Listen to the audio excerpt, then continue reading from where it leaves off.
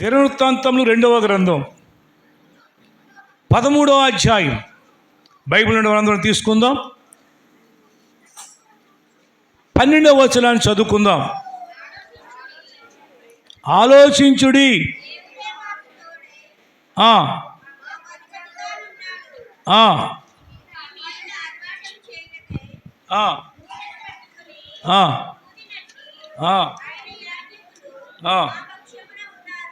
ఆ ఆ యెహోవాతో యుద్ధము చేయకుడి, చేసినను మీరు జయమందరు. చిన్న ప్రార్థన. పరిశుద్ధుడైన తండ్రి, ప్రేమగల ప్రభువా, సకల ఆశీర్వాదములకు కారణభూతుడైన తండ్రి, వందనాలు.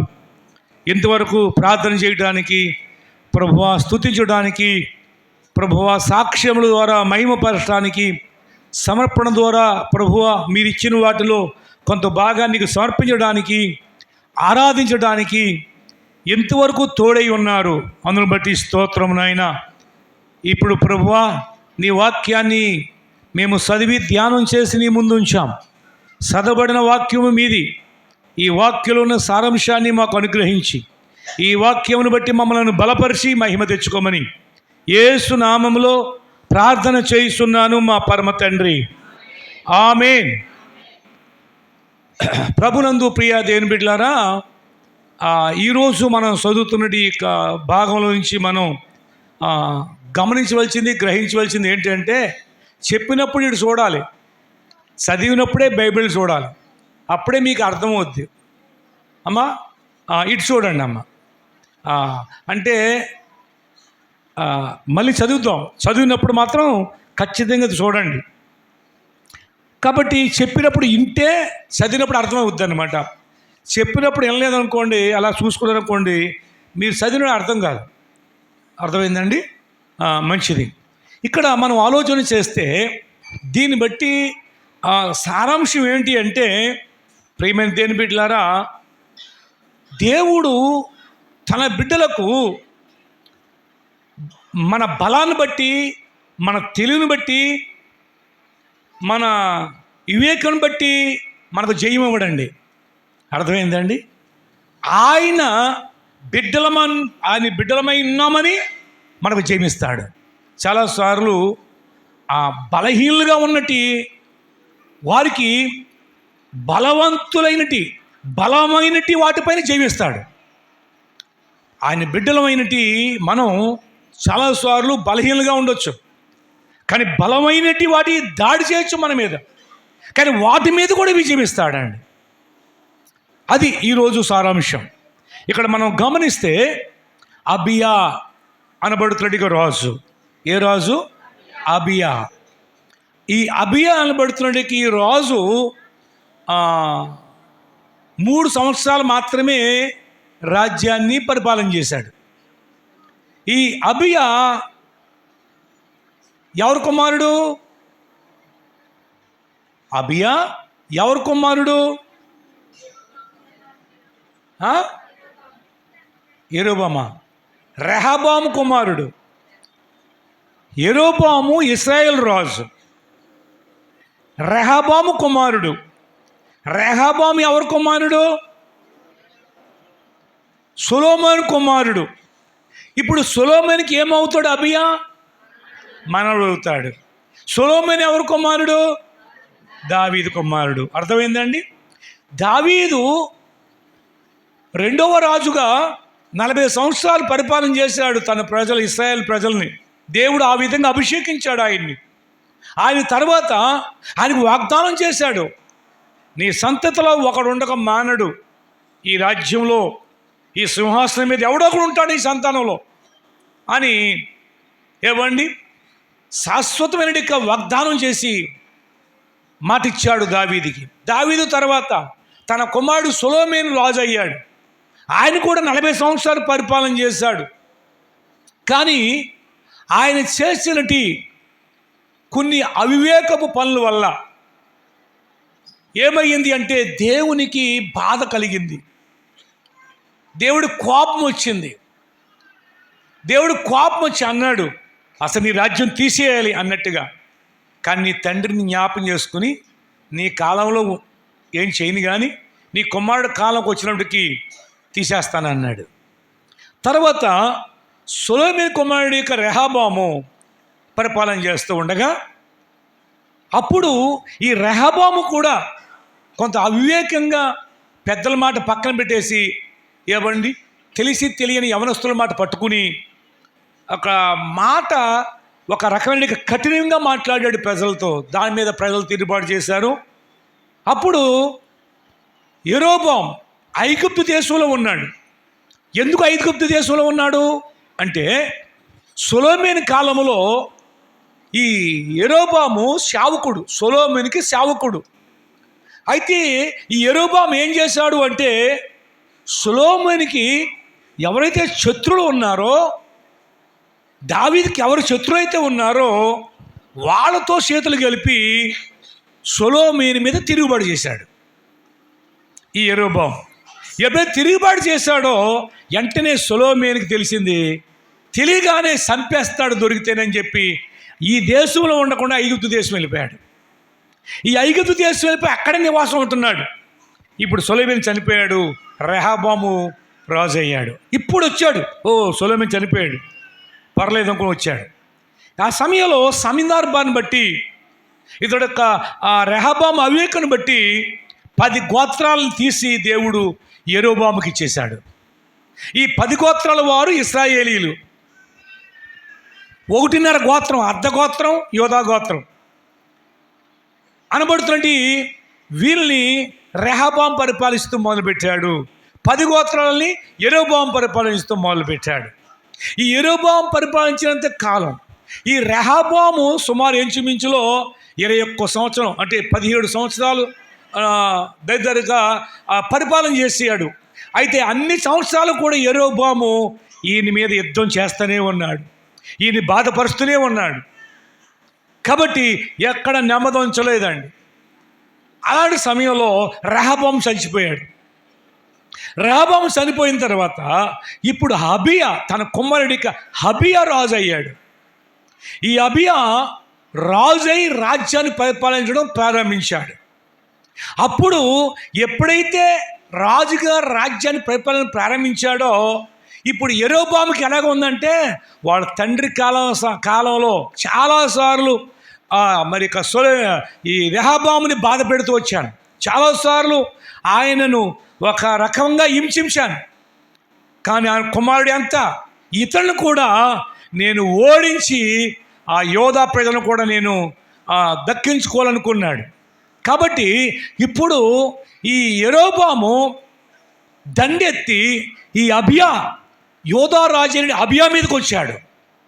ఎప్పుడైతే ఈ అబియా మీదకి వచ్చాడో ఈ అబియా ఈ అబియా యుద్ధానికి ఈయన కూడా సిద్ధపడ్డాడు. కానీ యుద్ధం చేయకముందు ఒక గొప్ప అద్భుతమైన యొక్క మెసేజ్ ఉంటుందండి. ఇక్కడ ఒక అద్భుతమైన రీతిగా ఉంటుందండి. యుద్ధం రెడీ అవుతున్నారు. ఈ యుద్ధాన్ని రెడీ అవుతున్న సమయంలో ఇప్పుడు యెరోబాము ఎవరికి రాజు? మీరు కూడా చెప్తూ ఉండాలి. ఇశ్రాయేలు ప్రజలకు రాజు. ఈ ఇశ్రాయేలు ప్రజలు పక్షంగా 8 లక్షల మందిని సైన్యాన్ని సిద్ధం చేసుకున్నాడు. ఎంతమందిని సిద్ధం చేసుకున్నాడు? 8 లక్షల మంది సైన్యాన్ని యెరోబాము సిద్ధం చేసి అబియా మీదకి వచ్చాడు. ఇప్పుడు అబియా మీద దగ్గర ఉన్న సైన్యం 4 లక్షల మంది ఉన్నారు.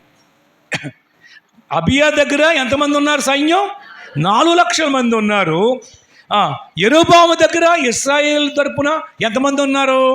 8 లక్షల మంది ఉన్నారు. ఎవరిది బలం ఎక్కువ? యెరోబాముది బలమేంటి? డబల్ కదా. అంటే ఒక్కడికి 2 ఉంటారనమాట. ఒక్కడి మీద 2 పోరాడితే కష్టం కదా. అలాగనా 8 లక్షల మంది వాళ్ళు ఉన్నారు. 4 లక్షల మంది మాత్రమే అబియా పక్షంగా సైన్యం ఉంది. అర్థమైపోతుంది వీళ్ళు 4 లక్షల మంది అని, 8 లక్షల మంది అని. కానీ ఈ అబియా మాత్రం 4వ వచనం ఒక మాట చదవండి. 4వ వచనం చదవండి. అదే అధ్యాయంలో ఒక మాట రాయబడింది. అప్పుడు అబియా ఎఫ్రాయిము మన్యమందుండు సెమారాయిము కొండ మీద నిలిచి. అది ఏ కొండది? అది బాగా చెప్పండి. అది శమారాయి. శమారాయి.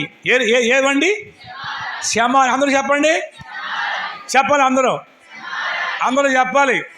ఏం ప్రసంగం విన్నారంటే శమారాయి కొండ మీద ప్రసంగం విన్నాం. యేసు ప్రభు కొండ మీద ప్రసంగం చేశాడండి. ఏమండి ఆ విధంగా కనిపిస్తూ ఉంటుందండి. శమారాయి కొండ మీద ఈయన నిలబడ్డాడండి. ఎవరు? అబియా, యోధారాజు అయినటి అబియా నిలబడి ఏమండి అక్కడ అటువైపు నడికి యెరోబాము వెనక ఉన్నట్టు ఇక సైన్యంతో ఇశ్రాయేలు ప్రజలతో మాట్లాడుతున్నాడు. ఇదిగో మీరేమనుకుంటున్నారు? ఇదిగో మేము ఈ రోజున ఇదిగో దేవుడు మాకు విజయం ఇవ్వబోతున్నాడు. ఈ రోజు మాకు జయాన్ని ఇవ్వబోతున్నాడు. మాదే విజయం. మేము మీ మీద విజయాన్ని పొందబోతున్నాం. దేవుడు మాకు ఆల్రెడీ విజయం ఇచ్చేశాడు అన్నట్లుగా అక్కడ మాట్లాడుతున్నాడు. కొండ మీద శమారాయి అనే కొండ మీద నిలబడి గట్టిగా గంభీరంగా అన్ని లక్షల మందికి వినపడినట్లుగా ఆ కొండ మీద నుంచి గొప్ప స్వరమెత్తి మాట్లాడుతూ ఉన్నాడు. ఏమని మాట్లాడుతున్నాడు? చదవండి. యెరోబామా, ఇశ్రాయేలు వారులారా, మీరందరూ నాకు చెవియొగ్గుడి. ఇశ్రాయేలు రాజ్యమును ఎల్లప్పుడూ ఏలునట్లు. సరిపోద్ది. ఇక్కడ దాకా ఆగండి. అంత తర్వాత చదువుకోండి ఇంటికాడ. ఆలకించండి ఓ ఇశ్రాయేలు వారా, ఓ యెరోబామా, ఇదిగో నా మాట ఆలకించండి, నా మాట జాగ్రత్తగా ఆలకించండి. వీళ్ళు ఏమనుకుంటారంటే మనం 8 లక్షల మంది ఉన్నాం, వాళ్ళు 1 లక్షల మంది ఉన్నారు. వాళ్ళ తండ్రి కాలంలో చాలాసార్లు 30 శరీరాన్ని తాగిచ్చాం. ఈజీగా కొట్టేయచ్చు, ఈజీగా జయించవచ్చు. వాళ్ళకంటే డబుల్ బలం కలిగి ఉన్నామని వీళ్ళు అనుకుంటున్నారు. ఈయన లోపల ఆలకించండి, నా మాట ఒకసారి ఆలకించండి మీరు అని ఏ భయము లేకుండా, ఏ దిగులు లేకుండా, నిశ్చింతంగా ఒక నిరీక్షణతో, గొప్ప విశ్వాసంతో మాట్లాడుతున్నాడండి. ఇక్కడ ఒక మాట మనం తీసుకోవాల్సిన మాట ఏంటంటే, దేవుని బిడ్డలు ఎప్పుడు కూడా అపజయంలో ఉన్న, అవమానంలో ఉన్న, కృంగిన పరిస్థితి ఉన్న, కలవరపడితే సమస్యలు కలిగినప్పటికీ కూడా ధైర్యం విడిచిపెట్టకూడదు. ఏమి విడిచిపెట్టకూడదు? ధైర్యం విడిచిపెట్టదు. మనకంటే బలవంతుడే శత్రువు, మనకంటే బలమైన వాడే శత్రువు. సాతానుడు మనకంటే బలమైన వాడే. బైబిల్ చెప్తుంది, నీలో ఉన్నవాడు లోకంలో ఉన్నవాడి కంటే గొప్పవాడు నీకున్నాడు. అవునండి, మన ప్రభువుని బట్టి మనం ఎప్పుడు కూడా ధైర్యం కలిగి ఉండాలి. కొన్నిసార్లు సమస్యలండి చాలా మనకి చికాకు పెట్టేస్తూ ఉంటాయి. కొన్ని ప్రతికూలమైన పరిస్థితులు అండి కృంగతీసేస్తూ ఉంటాయి. చాలా గందరగోళ పరిస్థితి తెస్తూ ఉంటాయి. కంగారు పడద్దు దేవుని బిడ్డగా. ఎందుకంటే క్రీస్తు ప్రాణం పెట్టి ఆయన రక్తంతో కడిగి నిన్ను కొనుక్కున్నాడు. నువ్వు ఆయన సొత్తు, నీవు నా సొత్తు అన్నాడు. అర్థమైందండి? మన మీద జయం పొందాలంటే మనం ఆయన చేతిలో ఉంటే ఆయన జయించాలి. ముందు శత్రువు ఎవడనే సరే ఆయన జయించేవాడు ప్రపంచంలో ఇహమందు పరమందు కూడా ఎవడో లేడు. అయితే నీవు మనం ఆయన చేతిలో ఉండాలి, ఆయన ఆధీనంలో ఉండాలి, ఆయన అండ్వారులో మనం ఉండాలి, ఆయన చిత్తంలో మనం ఉండాలి. అప్పుడు ఆయన చేతిలో నుండి మనల్ని ఎవడో కూడా జయించలేడు, ఓడించలేడు, అపహరించలేడు, ఏమాత్రము విజయాన్ని పొందుకోలేడండి. ఇక్కడ ఈయన చెప్పే మాటల్లో 2 మాటలు చూద్దాం. ఏంటి ఈయన చెప్పే మాట ఏంటంటే, ఇదిగో మేము మీ మీద జయం పొందబోతున్నాం అంటున్నాడు. కారణం ఏంటి? ఎందుకు మేము జయం పొందబోతున్నాము అంటే చూడు 8వ వచనం చదువుతండి. ఇప్పుడు దావీదు సంతతి వారి వశమునున్న యెహోవా రాజ్యములో మీరు యుద్ధము చేయ తెగించదమని తలంచుచున్నారు. మీరు గొప్ప సైన్యముగా ఉన్నారు. యెరోబాము మీకు దేవతలుగా చేయించిన బంగారు దూడలను మీ వద్ద ఉన్నవి. అది ఎందుకంటే ఇక్కడ గమనించాలి, మీకు ఏమున్నాయి అంటే మీ పక్షంగా ఉన్నటి రాజు బంగారు దూడల్ని దేవుడిగా పెట్టుకున్నాడు, బంగారు బొమ్మల్ని దేవుడిగా పెట్టుకున్నారు. మీరు ఎందుకు ఓడిపోతారు అంటే, మేము ఎందుకు నెగ్గుతాము అంటే, మీకు దేవుణ్ణి దూడలు పెట్టుకున్నారు, బొమ్మలు పెట్టుకున్నారు కనుక మీరు ఓడిపోతారు. కారణం ఏంటి అంటే 10వ వచనం చదువుదాం. అయితే యెహోవా మాకు దేవుడై మరొకటి చదవండి. అమ్మ కంఠం బాలేదు కదా. అయితే యెహోవా నాకు దేవుడై ఉన్నాడు. ఆగండి, ఇక్కడ ఇతడు చెప్పే సందేశం ఏంటంటే, మీకు ఇదిగో బొమ్మలు దేవుడిగా చేశాడు, బంగారు బొమ్మల్ని దేవుడిగా పెట్టుకున్నారు. అవి ఏం చేయలేవు, అవి ఏమాత్రం మీకు సహాయపడలేవు. కానీ మాకు యెహోవా దేవుడు ఉన్నాడు. యెహోవా దేవుడుగా యెహోవాయే మాకున్నాడు. మాకు దేవుడున్నాడు. మాకెవరున్నారు? దేవుడున్నాడు. ఓసారి ఒక ఆయన మా ఇంటి మీదకి వచ్చి దెబ్బలాడికి వచ్చి, నేను మరొకడు కలిసి మీ అంతు తేల్చుతామన్నాడు. అంటే నా అంతు, నేను ఇంటికాడ లేనప్పుడు మీ అంతు తేల్చేస్తాను ఏంటో అన్నారండి. అప్పుడు ఇంట్లో మా పాస్టమ్మ గారును మా రమ్య ఉందానికి ఎవరు లేరు. నేను బయటికి వెళ్ళాను, తణుకెళ్ళాను. వచ్చి ఆ ప్రగల్భాల మాటలు మాట్లాడుతున్న సమయంలో వెంటనే మా రమ్య చిన్నది. ఆ సమయంలో అప్పటికి మా దివ్యకు కూడా వివాహం కాలేదు. వెంటనే మా రమ్య అందంట, నేను వచ్చాక చెప్తున్నాను మా పాఠశాల, మీకు వాళ్ళుంటే మాకు దేవుడు ఉన్నాడు అందంట అండి. చిన్న బిడ్డ ఏమండి, ఈ మాట నాకు ఎంత బలాన్నిచ్చిందో తెలుసండి. మంచి బూస్ట్, మంచి శక్తినిచ్చింది అన్నమాట. చాలు, మనము మన బిడ్డలు గ్రహించవలసింది ఏంటో తెలుసా? శత్రువు ఎంత రంకెలేసిన, శత్రువు ఎంత ఎవరి బలవంతుడైనప్పటికీ, ఎంత సముద్రంలాగా ఎగసపడి వస్తున్నప్పటికీ కూడా మాకు దేవుడు ఉన్నాడు. ప్రైజ్ ది లార్డ్, హల్లెలూయా. మాకు దేవుడు ఉన్నాడు. మీకు ఇదిగో బంగారు బొమ్మల్ని దేవుడిగా పెట్టుకున్నాడు కనుక ఈ జయం మీకు ఇవ్వలేవో. మాకు దేవుడు ఉన్నాడు, మాకు జయాన్ని వస్తుంది, జయిస్తాడు మాకు. అవును ప్రియా దేవుని బిడ్డలారా, మనకు దేవుడు ఉండాలి. నీకు దేవుడు ఉన్నాడా? ఎవడి దేవుడు లేకపోతామేంటి అని అంటారా? దేవుడు ఉండటం అంటే ఏంటి? అన్ని సమయాల్లో, అన్ని పరిస్థితుల్లో దేవుడు నీకు తోడుగా ఉండాలి. దేవుడు నీ పక్షంగా ఉండాలి. దేవుడు నీ పక్షంగా యుద్ధం చేయనట్లుగా ఉండాలి. అలా ఉండాలి అంటే ఎల్లప్పుడూ ఆయన నీతో ఉండినట్లుగా ఆయనతో నీవు మంచి సంబంధాన్ని, సహవాసాన్ని కలిగినట్టు వారిగా ఉండాలి. బైబిల్ ఏం చెప్తుందంటే, నిన్ను ఇడువను, ఒక్కసారి ఆయన విశ్వాసం ఉంచితే, ఒక్కసారి ఆయన మనల్ని హత్తుకుంటే మళ్ళీ ఇడిచిపెట్టాడు. ఆయన ఇడిచిపెట్టే పరిస్థితి రాకూడదు. అంటే ఆయన నువ్వు ఎక్కడున్నా అక్కడ ఉంటాడు. ఆయన ఈ విషయం నమ్మాలి. నువ్వు ఎక్కడికి వెళ్ళినా అక్కడికి వెళ్తాడు. నువ్వు ఎక్కడున్నా, ఎక్కడ తిరిగినా, ఏ పని చేయటానికి పూనుకున్నా నేను నీకు తోడుగా ఉంటానని చెప్పినట్టు వాగ్దానాలు ఉంటాయి బైబిల్లో. నువ్వు ఎక్కడున్నా సరే, నువ్వు ఎక్కడ తిరిగినా సరే నేను నీకు తోడుగా ఉంటాను. అవును. అయితే ప్రియులారా, మరి దేవుడు నీకు తోడుగా ఉన్నాడా? దేవుడు నీకు తోడుగా ఉన్నాడా? నీకు దేవుడు ఉన్నాడా అనే ప్రశ్న ఈ సమయంలో మనం వేసుకోవాలి. అవును, ఉన్నాడండి. మనకు దేవుడు లేకపోతే, మనకు దేవుడు లేకపోతే ఎక్కడ ఎందుకుంటాం? మనకు దేవుడు ఉన్నాడు, మన కోసం ప్రాణం పెట్టాడు, మనల్ని రక్షించుకున్నాడు. రైటే అంతవరకు. కానీ ఆయన నీతో ఉన్నాడా? ప్రశ్న, నీతో ఉన్నాడా? ఆయన ఒక దేవుడు ఉన్నాడండి. అబ్రాహాము అంటాడు కొడుకు అడుగుతుంటే, నాయనా మరి ఏది గొర్రెపిల్ల?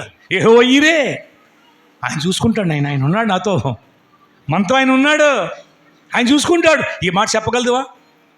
అనేక సోదరుల మధ్య, శ్రమల మధ్య, సమస్యల మధ్య, ఇరుకుల మధ్య, ఇబ్బందుల మధ్య, బలహీనతల మధ్య ఆయన ఉన్నాడు, ఆయన చూసుకుంటాడు అనే యొక్క నిరీక్షణ మనం కలిగి ఉంటామా?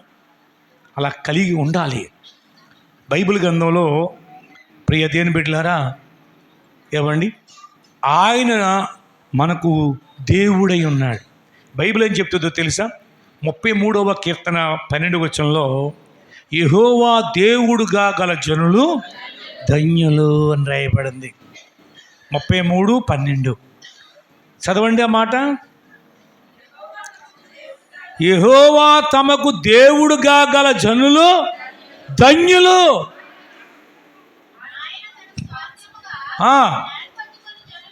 ధన్యులు, అవునండి. యెహోవా ఎవరికైతే దేవుడిగా ఉన్నాడు, ప్రభువైన యేసుక్రీస్తు ఎవరికైతే రక్షకుడుగా ఉన్నాడో వారు నిజంగా ధన్యులండి. ఎందుకంటే ఆయన ఇడువడు ఎడబాయడు. అయితే ఆయన ఎల్లప్పుడూ నీతో ఉండడానికి ఇష్టపడుతున్నాడు. ఆయన మనతో ఉండడానికి ఇష్టపడుతున్నప్పుడు అయితే ఆయన మనతో ఉండగలుగుతున్నాడా అనేది మనం ఒక ప్రశ్న వేసుకోవాలి. అవును, ఏమండి, ఒక ఆయనకంటే దర్శనంలో ఇదే మాట చెప్పాడండి ప్రభు.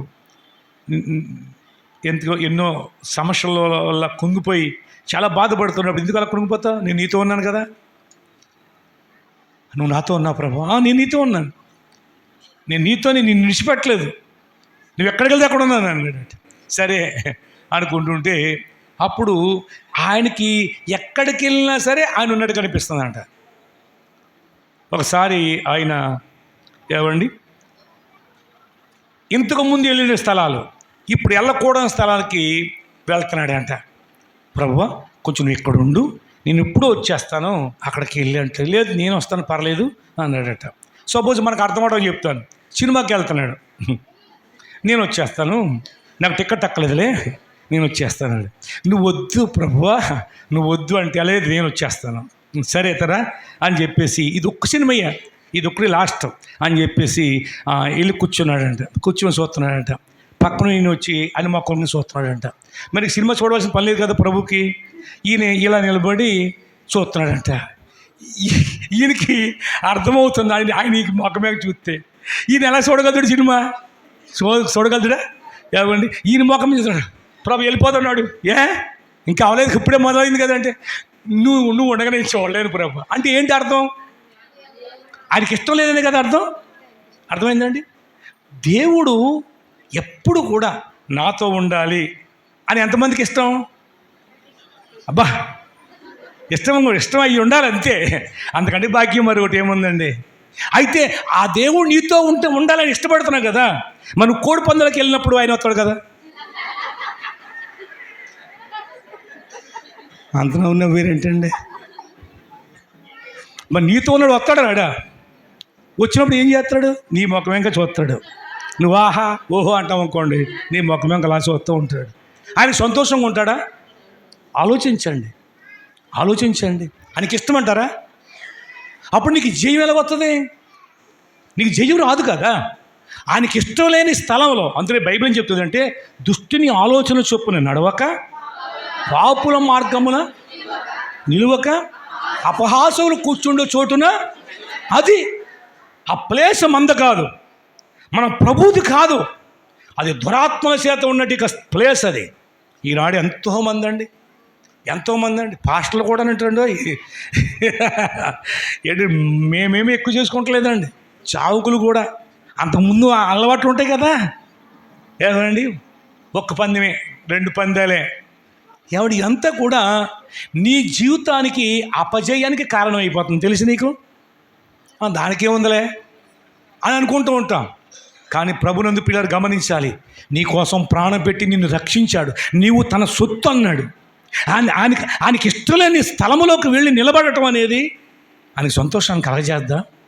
ఆయన సంతోషాన్ని కలగజేయకపోతే నీకు ఎలా విజయం వస్తుంది?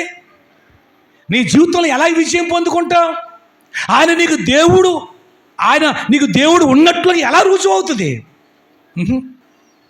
చాలాసార్లు అండి ఈ చిన్న విషయాల్లో అర్థం కాక, అవగాహన లేకపోవటం వల్ల దేవుణ్ణి దూరం చేసుకుంటున్నాం. మనం దేవుడికి దూరం అయిపోతున్నాం. ప్రియ దేవుని బిడ్డ, పరిశుద్ధ గ్రంథంలో నేను కోరుకున్నట్టు ఆయనని చెప్పి దావీదుని అభిషేకం చేస్తాడు దేవుడు. ఆ తర్వాత భాగం చూస్తే సౌల్ని కూడా దేవుడు అభిషేకం చేశాడు ఒకప్పుడు ఆత్మపూర్ణుడే. కానీ ఏమైపోయాడు అంటే, పరిశుద్ధాత్మ వెళ్ళిపోయి దురాత్మ వచ్చింది అని రాయబడింది. ఇప్పుడు దావీదు వచ్చి ఆ పాట పాడి వీళ్ళలోనూ రాజుగారిలోనూ దురాత్మ ఎలగట్టవలసి వస్తుందండి. అప్పుడు గొలియాతును పడగొట్టక మునిపిది. గమనించారండి? అంటే దేవుడు దావీదుకు తోడుగా ఉన్నాడు, సౌలుని విడిచిపెట్టేశాడు.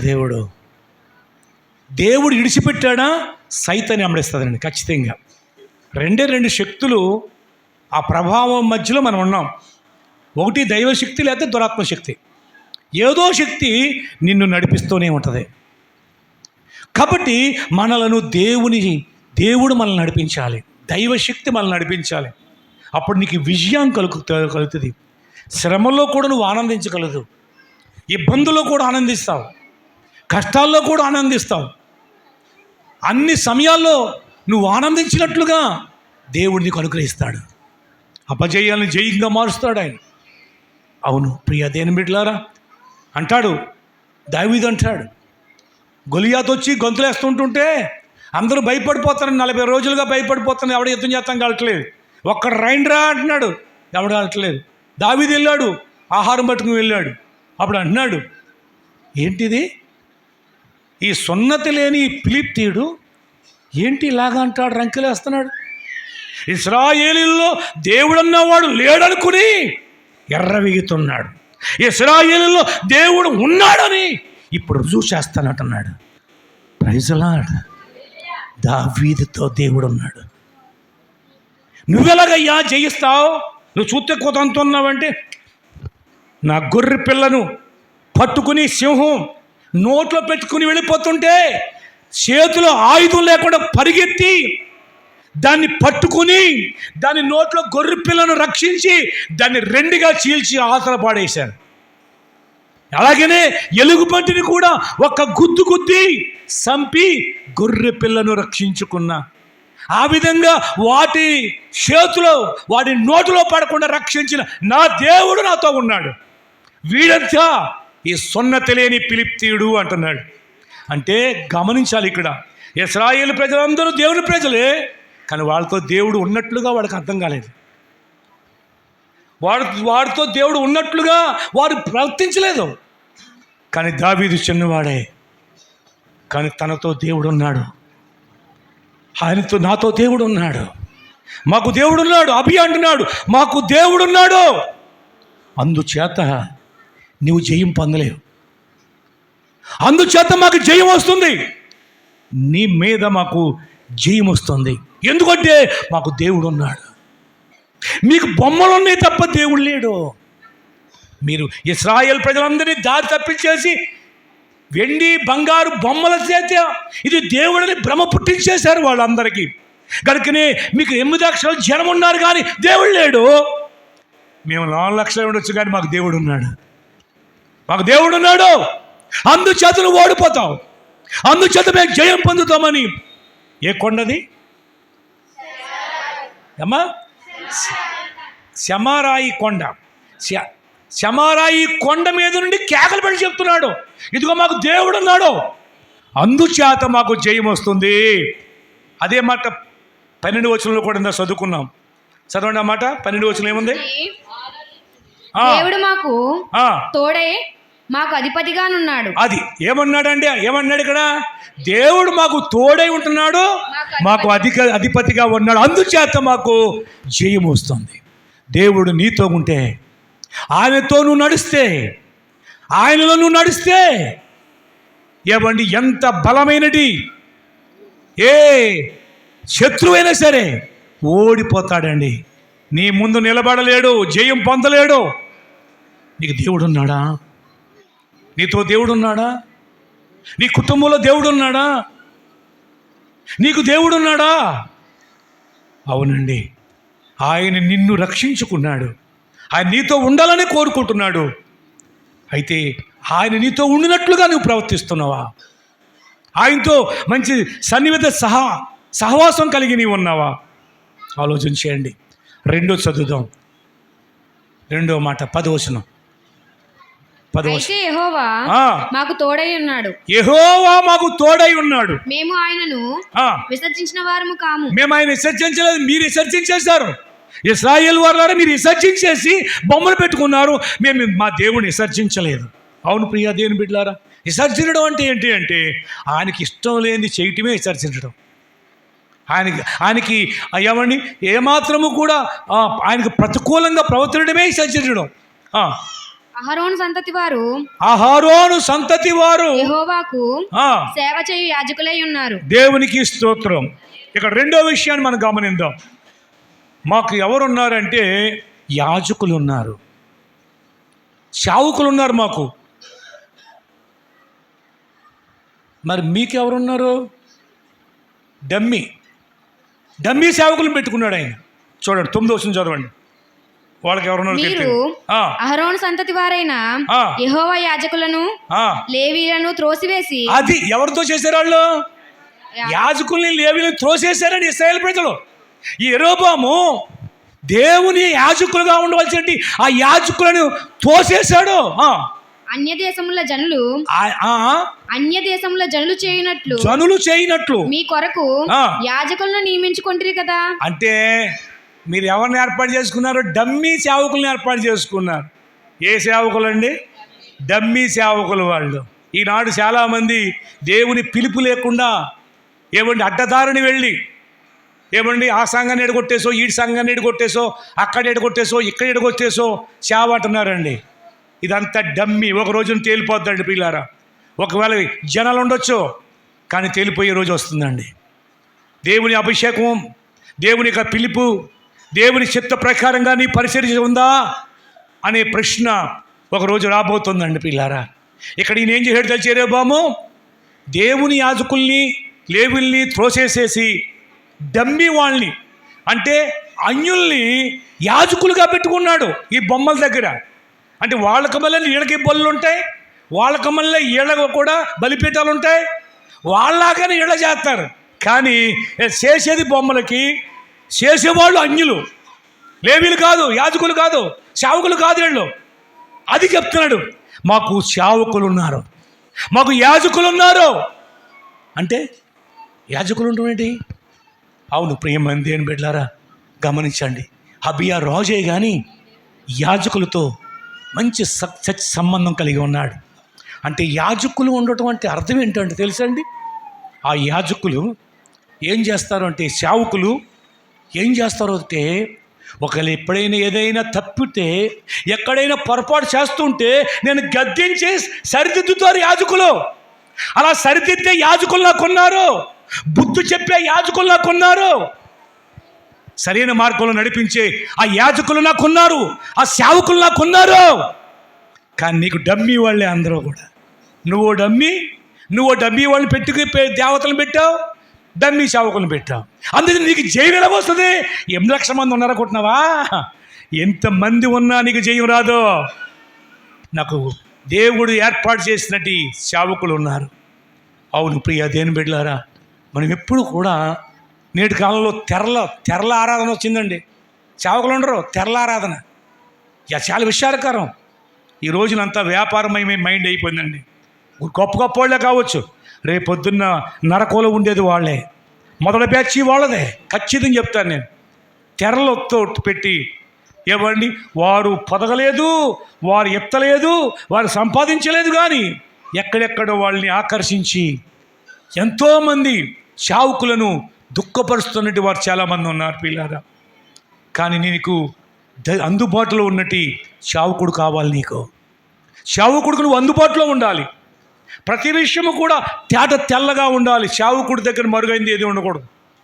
దేవుడికిని సేవకుడికిని ఏది మరుగు చేయకూడదండి. డాక్టర్కిని గమనించాలి. ఎందుకంటే నేను సరిచేస్తాడు, నేను సరిదిద్దాడు. బాబు నువ్వు ఇది నీకు నష్టం కలుగుతుంది, ఎలాగొద్దు నేను హెచ్చరిస్తాడు. ఎందుకంటే సేవకుడు దేవుడికి మనుషులకు మధ్యవర్తి. నీ కుటుంబాన్ని సరైన మార్గంలో నడిపిస్తాడు, నిన్ను సరైన మార్గంలో నడిపిస్తూ ఉంటాడు. యాజకుడు కావాలి, సేవకుడు ఉండాలండి. ప్రతి ఒక్క కుటుంబానికి, ప్రతి వ్యక్తికి సేవకుడు ఉండాలి. ప్రభునందు పిల్లరా, ఎందుకంటే సేవకుడు ఏంటిలే అని అనుకోవచ్చు. ఒకవేళ సోదరులో పడిపోయిందో తెలుతుందండి. ప్రతి విషయం కూడా ఏది చేయాలో ఏది చేయకూడదు, ఎలా నడవాలో ఎలా నడవకూడదు, వాక్యమే కాకుండా అనేక సందర్భాల్లో అనేక సలహాలు కావాలి. ఉదాహరణ చెప్తాను మీకు. దావీదుకి 2 సేవకులు ఉన్నారు, పేర్లు చెప్పండి. అనుగ్రహ భాష చెప్పారు. గాదు, నాతాన్ 2 సేవకులు ఉన్నారు. సొలొమోనుకి సేవకులు లేరు. దావీదు కంటే గొప్ప జ్ఞానం అండి సొలొమోనుది. దావీదు కొన్ని కీర్తనలే రాశాడు, కానీ సొలొమోను ఏం రాశాడు? 3,000 సామెతలు, 1,005 కీర్తనలు రాశాడు ఆయన. అంత జ్ఞానం అయింది. కానీ సేవకుడు లేడు అంటే గద్దించేవాడు లేడు, గద్దించి హెచ్చరించేవాడు లేడు, సరిదిద్దేవాడు లేడు, సరిచేసేవాడు లేడు.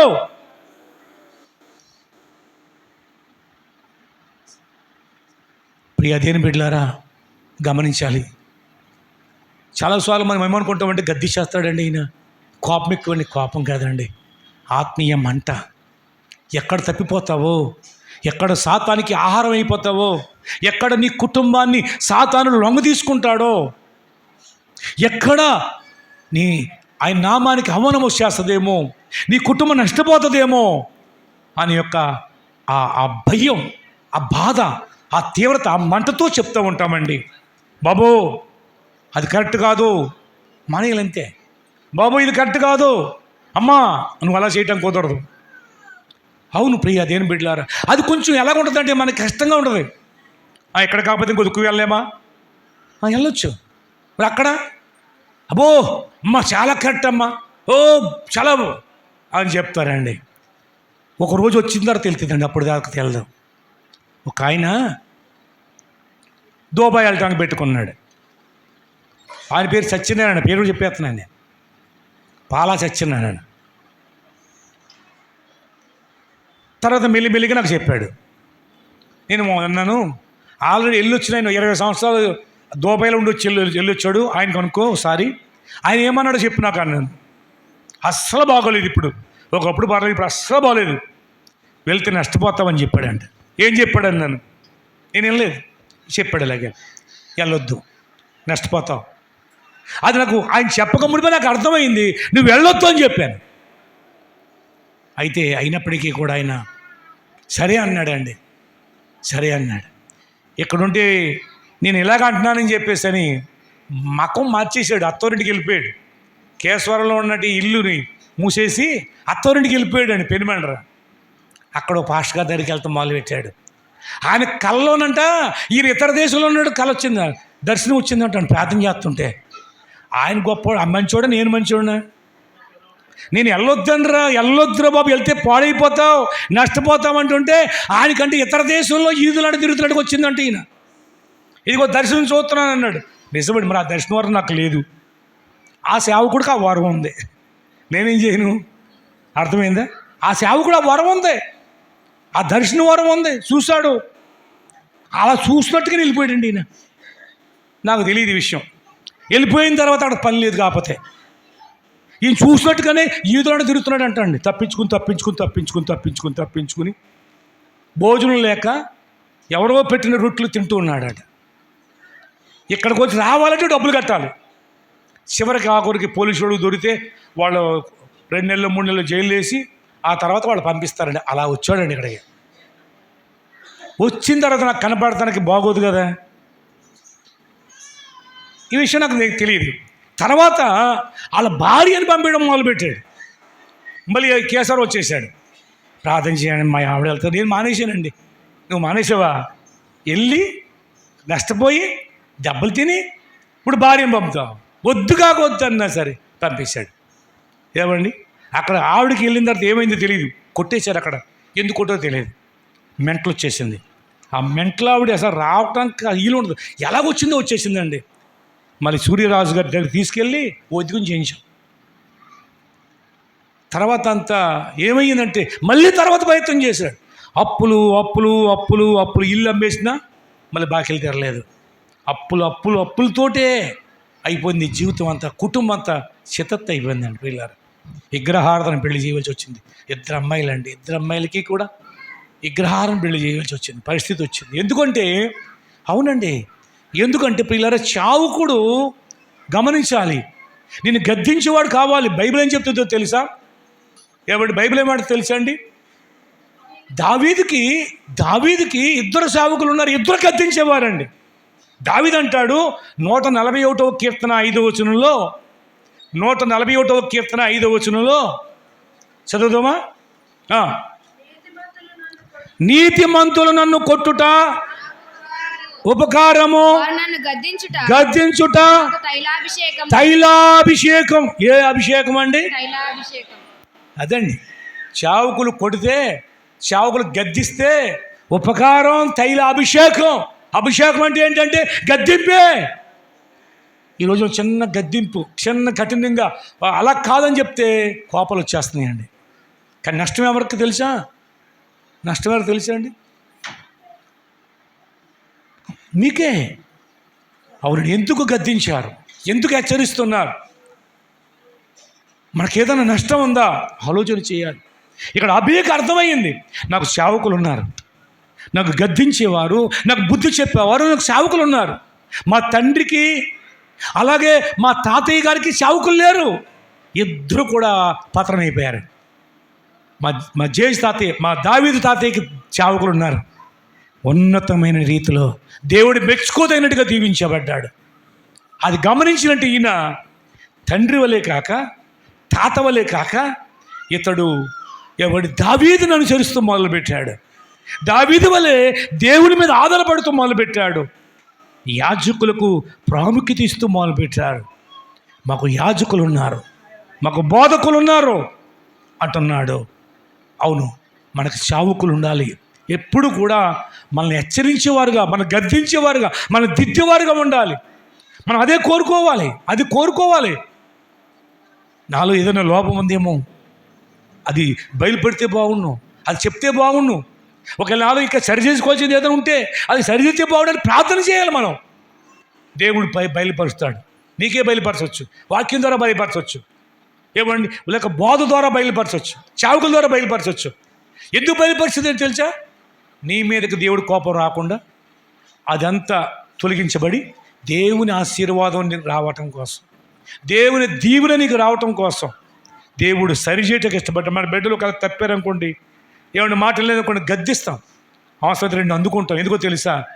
వాడు పాడైపోకుండా ఉండాలి. అది వాడిని ఏడిపించడం అనేది ఏ తండ్రికి ఏ తల్లికి ఇష్టం ఉండదు. వాడిని ఏడిపించడం అనేది ఇష్టం కాదు. కానీ వాడు కొట్టకపోతే పాడైపోతాడు, వాడు గద్దించకపోతే, వాడు దిద్దకపోతే, వాడు సరిచేయకపోతే పాడైపోతాడు అనుకుంటాం కదా తల్లిదండ్రులుగా.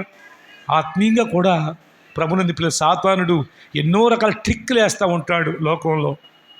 కానీ మనం ప్రియులారా చాలా వివేకం కలిగి ఏవండి దేవుని వాక్యానికి ప్రాముఖ్యతనివ్వాలి. అలాగే దేవుని యొక్క సేవకులు ఏం చెప్తారు ఈ విషయంలోనని విషయాన్ని కూడా కనిపెట్టాలి. వీళ్ళు అన్నీ చెప్పలేకపోవచ్చు, కానీ చెప్పే వరకు ఎదురు చూడాలి. పిల్లారా ఏదో ఒకటి చేసేయకూడదు, లోకంతో పాటు మనం పోటీ పడకూడదు. పిల్లారా లోకంతో పాటు మనం ఎప్పుడు దేనికి పోటీ పడకూడదు. ఆత్మీయంగానే మనం ముందుకు నడుచుకుంటూ వెళ్ళాలి. అవును, ఇంకా అనేక విషయాలు కుటుంబ సంబంధమైనవి రేపు వస్తాయి. చాలా విషయాలు వస్తాయి రేపు. కుటుంబానికి, కుటుంబ యజమానుడు ఎలా ఉండాలో, కుటుంబ యజమానురాలు ఎలా ఉండాలో, బిడ్డలు ఎలా ఉండాలో, ఎలా ఉంటే దీవునో, ఎలా ఉంటే వాళ్ళు నష్టపోతారో రేపు దినం ధారాళంగా రేపు ప్రకటించడానికి పరిశుద్ధాత్మ దేవుడు నన్ను నింపుతున్నాడు. హల్లెలూయా. కాబట్టి పిల్లరా ఇప్పుడు ఆ మూడో మాట అదే 10వ వచనం చదువుతాం. 10వ వచనం ఏమంటే మొట్టమొదటిగా మేము ఎందుకు జయించగలము, ఎలా జయిస్తాం? మేము జయించడానికి కారణం ఏంటంటే మాకెవరున్నారు? దేవుడు ఉన్నాడు. మాకెవరున్నారు? యాజకులు ఉన్నారు, సేవకులు ఉన్నారు. లేవీయులు చేయవలసిన పనులు లేవీయులే చేయుచున్నారు. దేవునికి స్తోత్రం. లేవీయులు అంటే పరిచారకులు ఉన్నారు మాకు. మూడో మాట ఏంటంటే పరిచారకులు ఉన్నారు మాకు. అంటే ప్రతి కుటుంబంలో పరిచారకులు ఉండాలండి. ప్రతి ఇంటిలో పరిచారకులు ఉండాలి. నీ కుటుంబంలో పరిచారకులు ఉన్నారా? పరిచారకులు ఉండాలి. ఎందుకునంటే పరిచారకులే గొప్ప ప్రవక్తలయ్యారు బైబిల్ గ్రంథంలో. ఆ పరిచారకుల పేర్లు ఎక్కడ రాయబడ్డాయి? జీవగ్రంథంలో రాయబట్టి అంటాడు ఆ పరిసారకుల పేర్లు. అవునండి, ప్రతి ఇంటిలో కూడా దేవుని పరిచర్య చేసేటానికి పరిసారకులుగా ఉండాలి. ఇంటిలో ఎవరో ఒకళ్ళు పరిచర్య చేసేవారుగా పరిసారకులుగా ఉండాలి. కుర్చీలు వేయటంలోనో, లేకపోతే ఓడవటమో, లేకపోతే అక్కడ మోటార్ సైకిల్ కరెక్ట్గా పెట్టే విషయంలో కరెక్ట్గా పెట్టాలి. ఇక్కడ ఒక విధి విధానంగా ఉండాలి, ఒక క్రమంగా ఉండాలి. అలాగే చెప్పులు చక్కగా ఎలా పెట్టుకోవాలి, ఈ విషయం నేను తీసుకుంటాను అని చిన్న విషయమైనా సరే. అవునండి, పరిసారకురాలు అనేది నీ ఇంటిలో ఒక్కరైనా ఉండాలండి. నీ ఇంటికి ఆశీర్వాదం. మాకు పరిసారకులు ఉన్నారు. దేవుని పరిచర్య చేయటం సేవకులే కాదు, లేవీలు కూడా ఉన్నారు, అంటే పరిసారకులు కూడా ఉన్నారు. అవునండి, సంఘంలో పరిసారకులకి చాలా ప్రాముఖ్యత ఉంది బైబిల్ గ్రంథంలో. అలాగని ప్రతి ఇంటిలో కూడా పరిసారకులుగా లేగాలి, పరిసారకులుగా ఉండాలి. నీ ఉద్యోగం మానక్కలేదు, నీ వ్యాపారం మానక్కలేదు, ఏవండి నీ చేతి పనులు మానక్కలేదు. కానీ మనకిచ్చినటువంటి సమయంలో పిల్లరా, అవునండి, ఈరోజు ఆదివారం కదా, మేము ఏమనుకున్నాం చూడండి, మా పాషమ్మ గారు మేము ఈ నెలంతా అలాగా ఏర్పాటు చేద్దాం కనుక మనమే ఆ విధంగా చేద్దారని అనుకుని ఆవిడకి 1 గంటగా చిల్లరకు మేలుకు వచ్చేస్తుంది, నాకు మేలుకు వచ్చేసేది. ఎప్పుడు 3 అవుతుందా అని చూస్తాం. 3 అయిన తర్వాత వెంటనే 3:30 ప్రార్థన చేసుకుని బైబిల్ చదువుకుని మా బైబిల్ స్టడీ అయిపోయిన తర్వాత 4 అవగానే కిందకు వచ్చేసి లైట్లు వేసేసి మొత్తం అన్నీ కూడా ఎక్కడెక్కడ సంతకాడన్నీ రెడీ పెట్టేసుకుంటున్నాం. అలా చేసేస్తున్నామండి. నిజంగా 7 అవ్వకుండానే మాకు పని అయిపోయింది. ఇంకా కిందకి రావాలంటే ఇంకా 7:30 అయింది అని చూస్తున్నాం, మేము టైం చూస్తున్నాం. అర్థమైందా? కంగారు అయితే అది క్రితం. ఇప్పుడు ఈ రోజు మా పాషామ్ గారు నేను వచ్చేసాం, 8 అవ్వకముందుగా వచ్చేసాం. విశ్వాసరావు గారు అంటున్నారు, ఏంటి ఇద్దరు ఒకసారి వచ్చేసారు అని చెప్పేసి. పని ఎక్కువ అయిన వల్ల బేగ వచ్చేసాం అన్నానండి. ఆయన అదే అడిగాడు, నేను అదే అన్నాను. పని ఎక్కువ అవటం వల్ల, అంటే పని ఎక్కువ పెట్టుకున్నాం. పరిసారకులుగా చెయ్యాలని, పరిచర్య చెయ్యాలని పని ఎక్కువ పెట్టుకున్నాం కనుక బేగ వచ్చేసాం. బేగ ఎందుకు రావట్లేదంటే పని లేక. పల్లెలోడికి ఆలస్యం ఎక్కువ వద్దండి, పల్లెలోడికి నిద్ర ఎక్కువ వద్దండి, పల్లెలోడికి ఆకలి ఎక్కువ ఉంటుంది. మీరు గమనించండి, ఆలోచించండి. కాలితే పని ఉన్నవాడికి పని మీద పడిపోయి ఆ టైం అయ్యేదాకా ఆకలి అవ్వదు. వీడికి అంత మాట ఆకలి అయిపోతూ ఉంటుంది. ఈ డబ్బలేముందా, ఈ బొట్టలేముందా, ఆ తట్లేముందా, ఈ పిజ్జలేముందని చూసుకుంటూ ఉంటాం. ఖాళీగా ఉన్నప్పుడు, పని ఉన్నప్పుడు ఆకలి అవ్వదండి. అలాగే ప్రియులారా, దేవునికి పరిచారకులుగా మన కుటుంబం, మన బిడ్డలు ఉండాలి. మోషేకి పరిచారకుడు ఎవరు? ఏమయ్యాడు? మోషే కంటే గొప్ప కార్యాలు చేశాడు. ఏలీకి పరిచారకుడు ఎవడు? ఎలీషా. ఏలీ కంటే రెట్టింపు అభిషేకం పొందుకున్నాడు, రెట్టింపు కార్యాలు చేశాడు. యేసు ప్రభువుకు పరిచారకులు ఎవరు? శిష్యులు. భూలోకం తల కిందలు చేసి యేసు ప్రభు కంటే గొప్ప కార్యాలు చేసేసారండి. శిష్యులకు కూడా పరిచారకులు ఉన్నారు, వారు గొప్ప కార్యాలు చేస్తారు. పరిచారకులుగా ప్రతి ఇంటిలో ఉండాలండి, ప్రతి ఇంటిలో ఉండాలి. అవునండి, గిన్నెలు తోమేవాళ్ళుగా, ఊడ్చేవాళ్ళుగా, ఏవండి ఎన్నో ఏదోటి కలమర్చుకోవాలి, ఏదోటి ప్రమాణించుకోవాలండి పిల్లారా. అటువంటి రీతిగా ఇది భాగ్యం. టైంకి వచ్చి వెళ్ళటం అది ఒక మంచిదే, రానోడు కంటే మంచిదే. కానీ అందరితో ఆగొద్దు. ఎవరో ఒకళ్ళు మన ఇంట్లో ఒరే ఈ పని మీద చూసుకుంటాం, నువ్వు వెళ్ళి అక్కడికి ఏదైనా పని చూడు, అయిపోగానే వెళ్ళిపోవటం కాదు. పొద్దున్నే రాలేదు, చేయలేదు, అయిపోయింది కదా. ఇప్పుడు ఉన్న పరిచర్య ఏముందో చేసిన వాళ్ళే చేయటం కాదు, అక్కడ నీవు కూడా చెయ్యాలని, నేను పరిచర్యలో ఉండాలని ఎందుకు అనుకోకూడదండి? అవునండి, పరిచారకులుగా ఉండాలి. మాకు పరిచారకులు ఉన్నారు కనుక మేము ఓడిపోము, మాకు జయం కలుగుతుంది. ప్రైజ్ లార్డ్, హల్లెలూయా, హల్లెలూయా. ఇకపోతే 11వ వచనం అండి.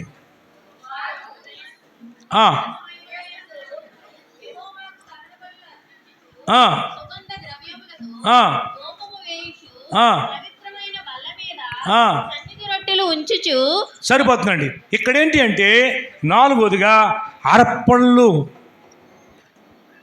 మేము అర్పణలు అర్పిస్తాం మా దేవునికి. మేము అర్పణలు అర్పించేవారము, కృతజ్ఞత అర్పణలు చెల్లించేవారు మా దేవునికి. మా దగ్గర అర్పణలు ఉన్నాయి. బైబిల్ ఏం చెప్తుంది అంటే దేవుని మందిరానికి అంటే ఒట్టి చేతులతో రాకూడదంట. ఉందా లేదా? చెప్పరు ఇది. మరి ఉందా లేదా? మరి గట్టిగా చెప్పండి. ఉందాని ఒట్టి చేతుల్లో రాకూడదట. ప్రియ దేవుళ్ళ అర్పణలన్నీ బైబిల్ గ్రంథంలో ఒక మాట 100వ అధ్యాయం కీర్తన గ్రంథం 4వ వచనం చదవండి. అక్కడ ఏముందో 100వ కీర్తన 4వ వచనం చదవండి. కృతజ్ఞత అర్పణలు చెల్లించుచు ఆయన గుమ్మములలో ప్రవేశించుడి. ఆయన గుమ్మములో ప్రవేశించాలండి. చేతులు ఊపుకుండా కాదండి. కృతజ్ఞత అర్పణలతో రావాలి దేవుని మందిరానికి. ప్రియ దేవుని బిడ్డలారా, మనం అర్పించకపోతే దేవుడికి ఏదో కొరత వస్తుందని కాదు, మనకు ఆశీర్వాదం కొరకు, మనకు దీవెని కొరకు కృతజ్ఞత అర్పణలు. అవునండి ప్రియులారా, నేను చాలా చేసే ప్రారంభంలో ప్రియులారా ఎంత చక్కగా ఒక క్రమం అండి, ఒక చక్కని ఒక భక్తి అండి. ప్రార్థన చేసి ఏమండి, వంట చేసినప్పుడు ప్రార్థన చేసి ఏమండి ఆ బియ్యంలో ఒక గుప్పిడి తీసి ఓ దాంట్లో వేసి వాటిని గుడికి తెచ్చేవారండి. ఆ ఉన్నాయన్నీ కూడా ఆశీర్వదించబడుతుంది అని చెప్పేసి. ఇప్పుడు ఏముందంటే కానీ బియ్యం తోడుకొచ్చేస్తాం. కానీ ఇది వేరు, అది వేరు. దేవుడు చిన్న విషయంలో కూడా నీ విశ్వాసం చూస్తాడు. ఏమండి, నీ విశ్వాసం చూస్తాడు, అర్పణ చూస్తాడండి. నువ్వు తెచ్చే విధానం చూస్తూ ఉంటాడు. కృతజ్ఞత అర్పణలు అన్నాడు. మేము అర్పణలు అర్పించే వాళ్ళం. మేము ఎవరో తెలుసా? మేము అర్పణలు అర్పిస్తాం జీవగల దేవునికి. ఒకడిచ్చే కానుకంటే వాళ్ళకి ఈలు కలగజేద్దంట. ఎదజల్లి అభివృద్ధి పొందిన వారు కలరు, తగిన దానికంటే తక్కువిచ్చి లేమికొచ్చినట్టు వారు కలరని బైబిల్ చెప్తుందండి. ప్రియమైన దేవుని బిడ్డలారా గమనించండి. అవునండి, కొద్దిగా ఇత్తువాడంట కొద్దిగానే పంటకు వస్తాడు. ఇస్తారంగా వస్తాడా? ఇస్తారంగా ఇత్తువాడు ఇస్తారంగా వస్తాడు. అసలు ఎత్తలేని వాడు పక్కోడు పొలవంక చూస్తాడు, అసూయి పడిపోతూ ఉంటాడు. వీడి చేరి అంటే ఎత్తలేదు, మరి ఇత్తితేనే కదా పండేది. అవునా కదా? మనం ఎప్పుడు కూడా దేవుణ్ణి ప్రభువా ఇది ప్రభువా అది ప్రభు అంటామండి. కానీ మనం ఎప్పుడైనా మన చెయ్య ఏముండాలి? ఇత్తేటట్లుగా ఉండాలి, ఇత్తినట్లుగా ఉండాలి. ఇతరుల ఎడల, పేదల ఎడల దయకి చూపించేవారుగా ఉండాలి. దేవుడి విషయంలో కూడా ఏవండి అర్పణలు చెల్లించేవారుగా మనం అంటూ ఉండాలి. అవును ప్రభునందు పిల్లారా, ఎప్పుడైతే ఇత్తుతామో పంట కోస్తాం. ఎత్తకుండా పంట ఎలా కోస్తాం? విత్తనాలు వేయకుండా నీవు భూమి ఎలా పండిస్తావు? దేవుడికి ఏదో కొరత వస్తుందని కాదండి ప్రియులారు, గమనించాలి. దేవుడికి ఇత్తాలి, శ్రేష్టమైనవి ఇత్తాలి. ప్రియ దేవుని బిడ్డలారా, మన అవకాశం ఉన్నప్పుడల్లా దేవుని యొక్క విషయంలో ఏవండి ఎదజల్లాలి. నేను విశ్వాసంగా ఉన్నప్పుడు ఎవరికి తెలియదు ఒక విషయం. మరి విశ్వాస గారికి తెలిసేమనుకుంటున్నాను, తెలియదు కానీ మా పాస్టర్ గారు అన్నారు, గున్నం అమ్మరాజు గారు అని ఒక ఆయన ఉన్నాడు, ఆయన చుట్టం. ఆయనకి ఒక నేరేడు చెట్టు కోసాడు. అంతలా ఉంది నేరేడు చెట్టు. ఆ మొద్దు అమ్మకం పెట్టాడు ఆయన. చాలామంది వస్తున్నారు, బేరాలు ఆడుతున్నారు. ఆయన రేటుకి ఎవడో కొంటలేదు. మా పాస్టర్ గారికి భలే నచ్చేసింది అది. కానీ మా పాస్టర్ గారు వెళ్ళినా కానీ ఇంకెక్కువ చెప్తాడు.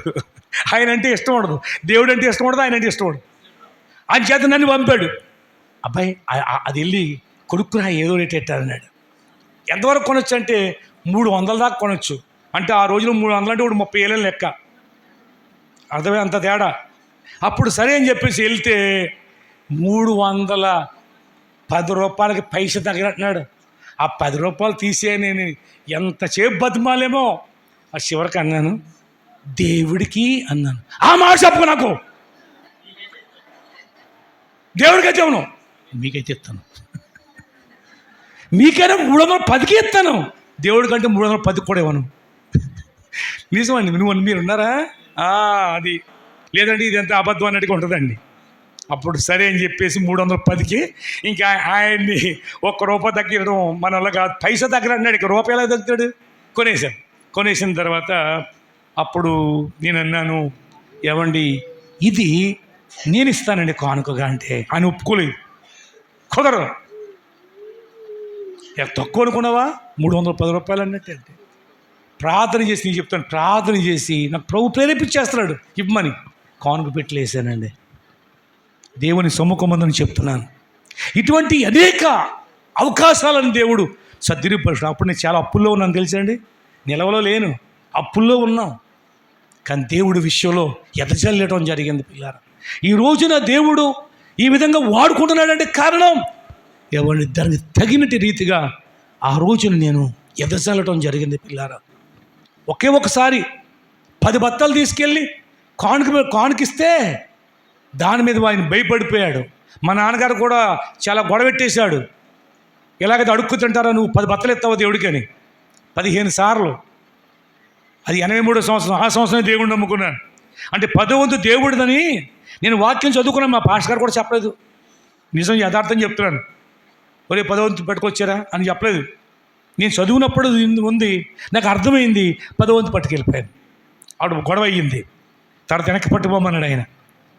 నేను అలాగే చాలా కాలం పోరాడి మొత్తం చివరికి అయితే ఆ మందిరాన్ని తీసుకెళ్ళి ఇచ్చేసాను. ఆ సంవత్సరం ప్రతి సంవత్సరం ఆ సంవత్సరం కాడి నుంచి ఎప్పుడు ఒక బత్త కూడా తీసుకెళ్ళలేదు. కానీ అమ్మేసిన డబ్బులు పెట్టుకెళ్ళి కానుక పెట్టలేసి మొదలెట్టారు. పాస్టర్ గారు కూడా చెప్తే వద్దంటాడు ఆయన. ఎందుకంటే వెనకాల మీ నాన్నగారు కేకలేస్తున్నాడు, మీ నాన్నగారు గొడవ పెడుతున్నాడు, మీ నాన్నగారు నన్ను తిడుతున్నాడు, నేను చిన్నపిల్లని తీసుకుని ఏదో లాలిచ్చి తీసేసుకుంటున్నానని గొడవ. అక్కడ మానేశారు వాళ్ళు. ఈ కానుకల విషయంలో అంత గొడవ అయ్యింది తెలుసండి మీకు. అయినా సరే ఇది ఎవరికీ తెలియకూడదు అని చెప్పి నేను 7 సంవత్సరాల పాటు విశ్వాసగా సాగాను. 7 సంవత్సరాలు నమ్మకంగా నేను కానుక పెట్టి తప్ప పాస్టర్ గారు కూడా చెప్పలేదు. కవర్లు కూడా అలాంటిది ఏది కూడా కాదు, మామూలుగా ఆ విధంగా. ఎందుకంటే దేవుడికి ఆయన నాకు ఉండాలి, దేవుడు నాకు ఉండాలి. ప్రియ దేవుని బిడ్డలారా, ఆయన నాతో ఉండాలి. ఆయన నాకు అపజయాలను జయంగా మార్చాడు. ఎన్నో భయంకరమైన శోధనలు, భయంకరమైన పరిస్థితులు, ఎన్నిటిని మధ్య నుండి ఎవ్వడు రక్షించలేడండి నన్ను. అలాంటి పరిస్థితుల మధ్యలో నుండి ప్రభు పైకి తీశాడండి. ఆయన నాకున్నాడు. దేవుడికి స్తోత్రం కలుగునుగాక. కాబట్టి అర్పణలోనే మాకు అందుకు మేము జయిస్తాం. చెప్పండి, మొదలుగా ఏమంటున్నాడు? ఎవరున్నారు మాకు? దేవుడున్నాడు. రెండోది యాజకులు సేవకులు ఉన్నారు. మూడోది పరిచారకులు ఉన్నారు మాకు. నాలుగోది ఎవరిని? అర్పణ. 11 మళ్ళీ ఇంకా చదవండి.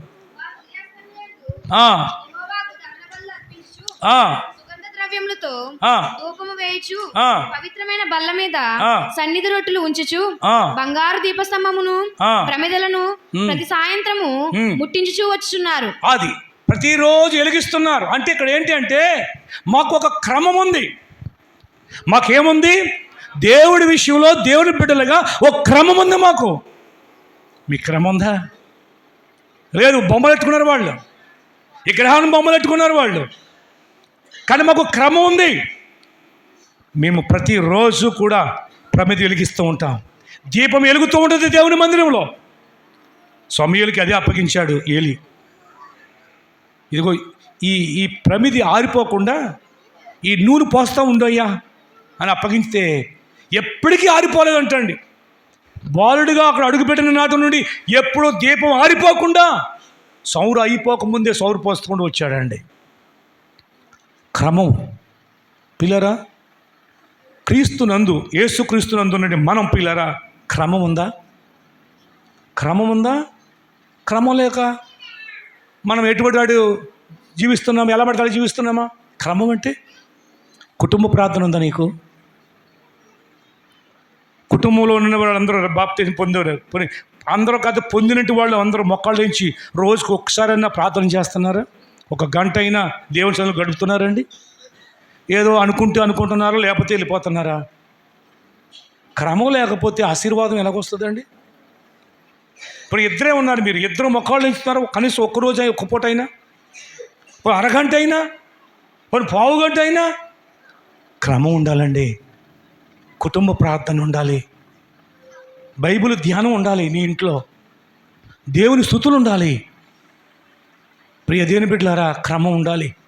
క్రైస్తవ కుటుంబంలో క్రమం లేకపోవటం వల్లనే సాతానుడు ఏలుతున్నాడు, సాతాను గందరగోళం చేస్తూ ఉన్నాడు, సాతాను బీభత్సం చేస్తూ ఉన్నాడు, సాతాను నెమ్మది లేకుండా చేసేస్తున్నాడు, సమాధానం లేకుండా చేసేస్తున్నాడు. వీళ్ళకంటే వాళ్ళే రైట్ అన్నట్టు అయిపోతుందండి, అన్యులు రైట్ అన్నట్టు అయిపోతుందండి. కారణం ఏంటో తెలుసా? దేవుడు కారణం ఏంటో తెలుసా అండి? క్రమము లేదు. క్రమంగా నువ్వు బైబిల్ చదవటం లేదు, క్రమంగా ప్రార్థన చేయటం లేదు, క్రమంగా దేవుడు స్తుతించడం లేదు. క్రమం, మాకు ఒక క్రమం ఉంది. మా దేవుని బిడ్డలుగా మాకు ఒక క్రమం ఉంది. నిత్యము దీపము ఎలుగుతూ ఉన్నట్లుగా ఎలిగిస్తూ ఉంటాం. ఇదిగో ఈ విధంగా దేవుని యొక్క పని ఇలా క్రమంగా జరుగుతూ ఉంది. క్రమం ఏది? కుటుంబంలో ఇద్దరు బాప్తిజం పొందారు అనుకుందాం, భార్య భర్తలుగా. ఇద్దరు మొక్కలు ఎంచారమ్మా. ఎంతకాలం అయింది ఇద్దరు మొక్కలు ప్రార్థన చేసి? ఇద్దరు బైబిల్ చదివారా? ఇద్దరు కలిసి పాట పాడారా? ఏదమ్మా క్రమం? నువ్వు ఎంత ప్రార్థన చేస్తే నీకు ఆశీర్వాదం లేకొస్తుంది? క్రమం లేకుండా మనం ఆశీర్వాదం పొందలేం. యేసు ప్రభు క్రమం అంటాడు. ఇదిగో బంతులు తెచ్చి కూర్చోబెట్టమంటాడు. రొట్లు పంచడానికి కూడా క్రమంగా 100 50 మందిని బంతులు తెచ్చి కూర్చోబెట్టమంటాడు. క్రమం లేకుండా ఎటువంటి పంచమా లేదు అక్కడ. రొట్లు పెట్టడానికే క్రమం ఉంటే ఆయన ఆశీర్వదించడానికి క్రమం ఉండొద్దా? నీ కుటుంబంలో క్రమం ఉండొద్దండి? నీ కుటుంబంలో ఆయన సన్నిధి ఉండొద్దా? ఆయన సన్నిధి లేకపోతే సాతానుడు ఉంటాడండి. సాతానుడు ఏళ్తాడండి కుటుంబంలో. చీకటి ఆ కుటుంబాన్ని వేళ్తూ ఉంటుందండి. కానీ నీ కుటుంబంలో ఎప్పుడైతే సన్నిధి ఉందో, మీ కుటుంబంగా కలిసి ఎప్పుడైతే ప్రార్థన చేశారో, పరలోకమందునటి సైన్యం ఆ మహిమ దిగుతుంది. ఆ ఇల్లంతా మహిమతో నిండిపోద్ది. అందరి హృదయాలు ఆనందంతో నిండిపోతాయి. అందరూ ఎక్కడ పోయినా దేవుడు సన్నిధి తోడుగా వస్తుంది. నువ్వు ఏ పని పూనుకున్నా విజయవంతంగా వస్తావు. నీ కుటుంబం అంతా కూడా దేవుని యొక్క సన్నిధి అనిపిస్తూ ఉంటావు. అవును, క్రమం లేకపోతే దేవునాశం ఎలా పొందుకోవడం చెప్పండి. పిల్లరా, ఇప్పుడైనా ఈరోజైనా ప్రారంభించండి. ఒక క్రమం ప్రారంభించండి. క్రమం లేకపోతే అక్రమం వల్ల వచ్చేద్దండి. క్రమం లేని కాడ అక్రమం ఉంటుందండి. క్రమం, దేవుని సన్నిధికి వస్తానికి ఒక క్రమం, దేవుణ్ణి గణపరిచే క్రమం, ప్రతి విషయంలో క్రమం ఉండాలండి. 12వ వచనం ఆలోచించుడి. దేవుడే మాకు తోడై మాకు అధిపతిగా ఉన్నాడు. మీ మీద ఆర్భాటము చేయుటకై బోరలు పట్టుకుని ఊదుతున్నటి యాజకులు మా పక్షమున ఉన్నారు. దేవునికి స్తోత్రం. బోరలు అంటే ఆరాధనకు సాదృశ్యం. ఏమండి, వాయిద్యాలు అనే మాట వచ్చిన కాడ అక్కడ ఆరాధన ఉంది అని అర్థం చేసుకోవాలి. బూరలు ఊదుతూ ఉన్నారు అంటే ఆరాధన జరుగుతుంది, మాకు ఆరాధన ఉంది. ఆదివారం ఆరాధన అని కాదండి, నీ కుటుంబంలో ఆరాధన ఉండాలి. నీ కుటుంబంతో ఆరాధించాలి ప్రభువుని. ఆరాధించెదము మేము, ఆరాధించెదము మేము, ఆరాధించెదము. ఆత్మనాథుడేసు క్రీస్తుని ఆరాధించెదము, ఆత్మతోను సత్యముతోను ఆరాధించెదము మేము, ఆరాధించెదము మేము, ఆరాధించెదము. హల్లెలూయా. ఆరాధన ఎంత అద్భుతమండి, ఎంత మహిమ దిగుతుందండి, ఎంత వెలుగు దిగుతుందండి, ఎంత ఆశీర్వాదం అండి. నీ ఇంటిలో నుండి చుట్టూ ఉన్నటి అన్యులకు పాటలు వినపడాలి, ఆరాధన వినపడాలి. దగ్గరికి జరిగి ఆహా ఎంత బాగా పాటలు పాడుతున్నారో అన్నంతగా ఆకర్షించబడాలి. అప్పుడు నీ ఇంటిలో ఎటువంటి కేకలు వినపడవు, ఎటువంటి బొబ్బులు వినపడవు, ఎటువంటి దుర్భాషలు వినపడవు, ప్రశాంతత వినపడుతుంది, ఏవంటి నెమ్మది కనిపిస్తుందండి.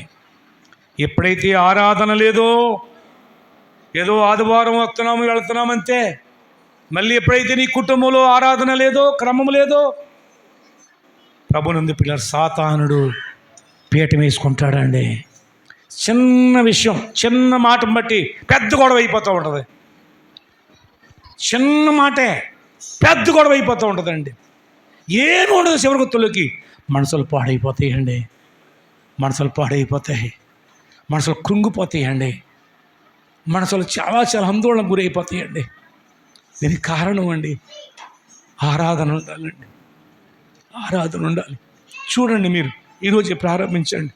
నీ ఇంటిలో ఎంత నెమ్మది పొందుకుంటావో, నీ కుటుంబంలో ఎంత సంతోషాన్ని చూస్తావో, నీ ఇంటిలో ఎంత సమాధానం చూస్తావో, నీ బిడ్డలు, నీ కుటుంబం అంతా కూడా ఎంత ఆనందిస్తారో చూడండి. శ్రమల్లో కూడా ఆనందిస్తావు, కష్టంలో కూడా ఆనందిస్తావు, ఇబ్బందుల్లో కూడా ఆనందిస్తావు. ఈ క్రమం ఉండి ఈ ఆరాధన నీ ఇంట్లో ఉండాలి, నీ ఇంటిలో ఉండాలి, మన ఇంటిలో ఉండాలి ప్రియులారా. Praise Lord. Hallelujah, hallelujah, hallelujah. అలాగని మొదటిది ఏం చేయాలండి? విజయం పొందడం ఏం చేయాలి? దేవుడు ఉన్నాడు మాకు, అందుకు మాకు విజయం. రెండోది, యాజకుడు సేవకులు ఉన్నారు, అందుకు మాకు విజయం. మూడోది, పరిచారకులు ఉన్నారు, అందుకు మాకు విజయం. నాలుగోది,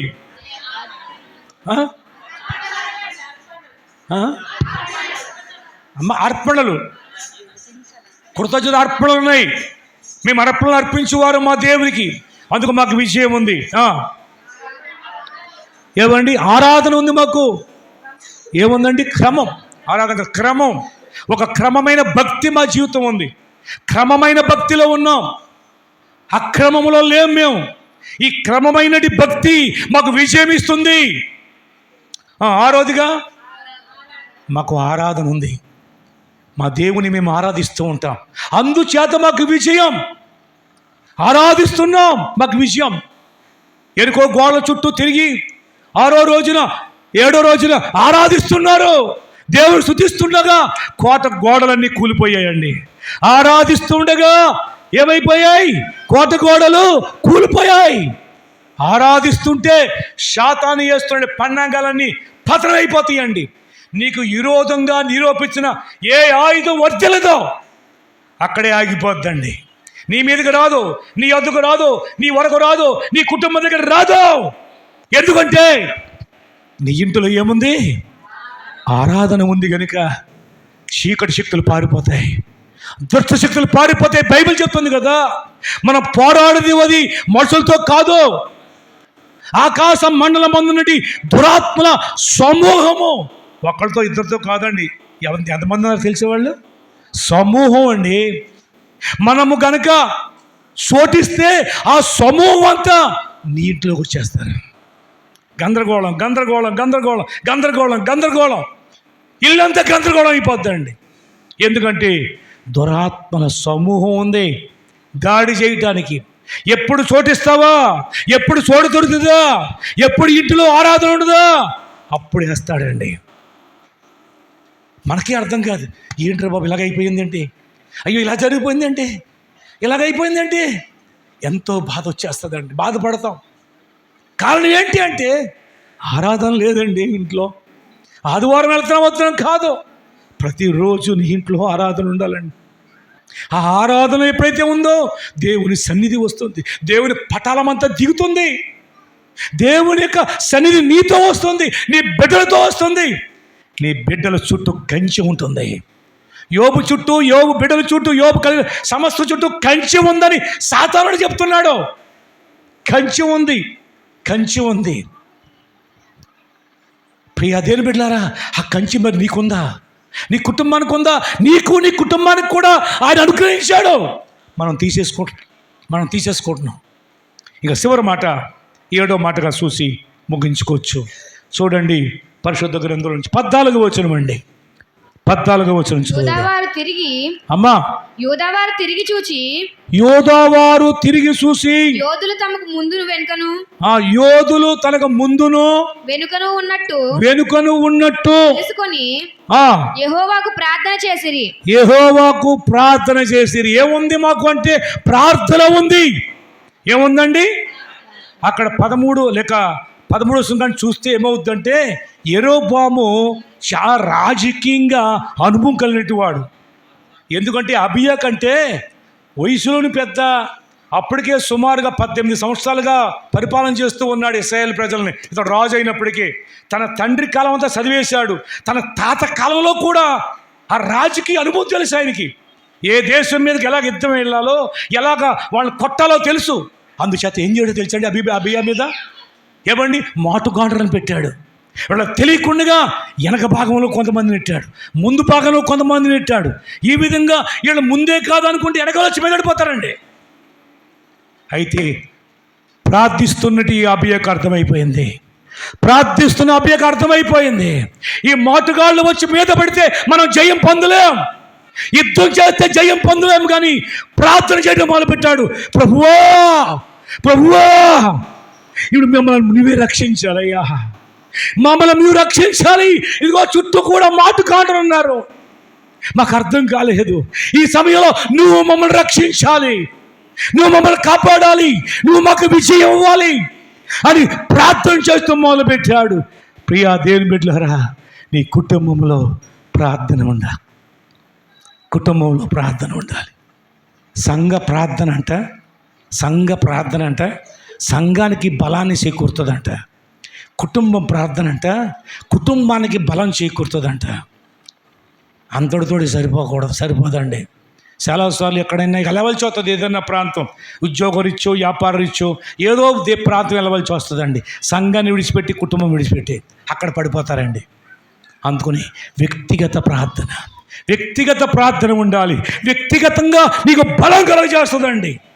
మొత్తం టోటల్గా ప్రార్థించే వ్యక్తిగా ఉండాలి. ఇదిగో యాజకులలో ఎవరున్నారు?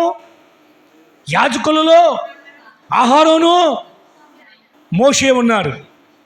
కానీ ప్రార్థించే వారిలో సమూయేలు ఉన్నాడు. ప్రార్థించే వారిలో నీవు ఉండాలి. ప్రార్థన పరుడుగా ఉండాలి. నీవు ప్రార్థించే వ్యక్తిగా ఉండాలి. అవునండి, ప్రార్థన పరుడు ఎప్పుడైతే నువ్వు ప్రార్థన పరుడుగా ఉంటావో నీ కుటుంబం ప్రార్థన పరుడుగా ఉంటుంది, నీ బిడ్డలు ప్రార్థన పరులు అవుతారు. నువ్వు ప్రార్థన పరుడుగా ఉంటే నీ భార్య ప్రార్థన పరురాలు అవుద్ది. నీవు ప్రార్థన పరురాలుగా ఉంటే నీ భర్త ప్రార్థన పరుడుగా ఉంటాడు. మీరిద్దరు ప్రార్థన పరులుగా ఉంటే నీ బిడ్డలు ప్రార్థన పరులుగా ఉంటారు. సాతాను ప్రతి ఎత్తులు చిత్తు చేసి విజయాన్ని పొందుకుంటారు. ప్రైజ్ లార్డ్, హల్లెలూయా. ప్రార్థించే వారుగా ఉండి ఇక్కడ ప్రార్థన చేస్తున్నాడు. చదవండి. యోదావారు ఆర్భాటించారు. గోదావరికి బలం వచ్చేసిందండి. ఈ ప్రార్థన శక్తి వచ్చింది. చుట్టూ ఎంత అంచుగాళ్ళున్నా, ఎంతగా పొంచి ఉన్నా, ఎంత బలంగా ఉన్నా వీళ్ళకి ఏమొచ్చిందంటే ఆర్భాటం చేస్తున్నారు. బలం వచ్చిందండి. యోదావారు ఆర్భాటించినప్పుడు యెరోబామును ఇశ్రాయేలు వారందరూ అబియా ఎదుటను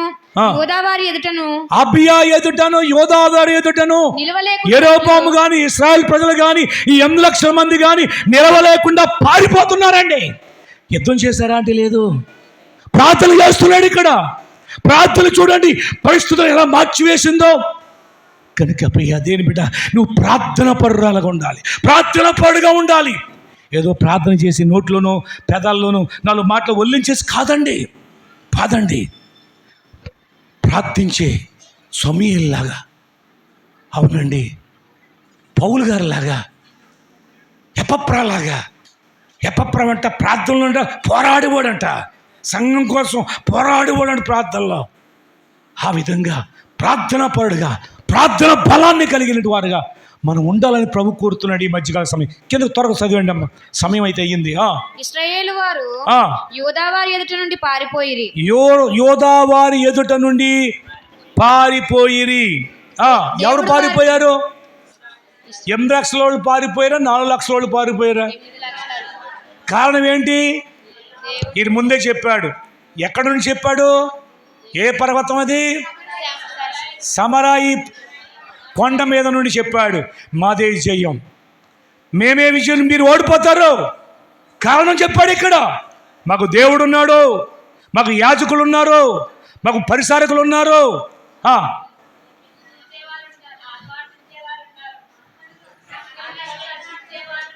అమ్మా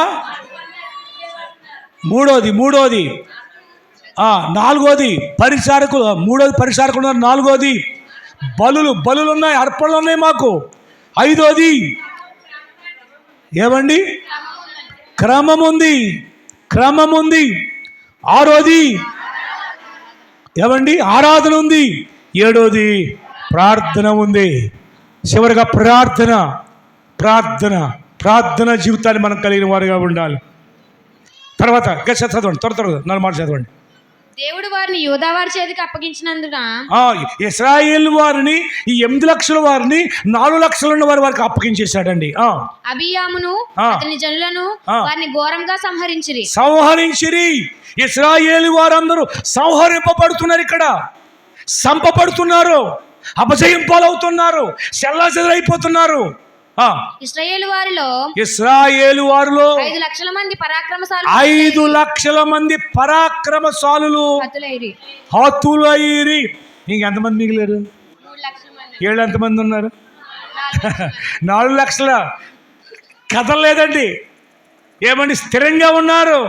ఎంతమంది అంతమందే ఉన్నారు. మేము 8 లక్షల మంది అనుకున్నారు.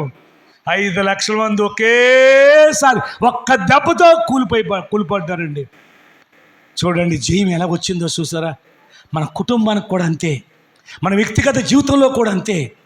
అవునండి, అలాంటి విజయాన్ని దేవుడు ఇవ్వాలని మనల్ని ఎంపిక చేసుకున్నాడు, మనల్ని రక్షించుకున్నాడు, ఆయన బిడ్డలుగా చేర్చుకున్నాడు. ఇంకా చదవండి. ఇశ్రాయేలు వారు ఆ కాలమందు తగ్గింపబడి గాని ఇశ్రాయేలీలందరూ తగ్గించబడిపోయారు. అంతేకాదు యోదావారు పితరుడైన యెహోవాను ఆశ్రయించిన హేతువు చేత దేవుణ్ణి ఆశ్రయించారు. యోదావారు వారికి దేవుడు లేరు, వీళ్ళకి దేవుడు ఉన్నాడు. దేవుణ్ణి ఆశ్రయించిన హేతువు చేత జయం పొందిరి. ఎందుకు జయం పొందారు? దేవుడే మాకు ఆశ్రయం, దేవుడే మాకు ఆధారం, దేవుడే మాకు దిక్కు అనుకున్నారు, విజయం పొందుకున్నారు.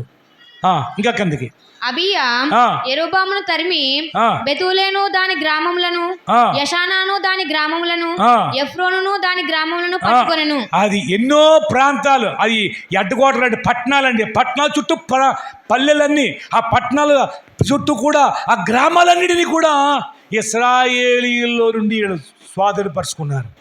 అనేక పట్టణాలు, అనేక గ్రామాలు స్వాధీనపరిచేసుకున్నారండి ఈ దెబ్బతో.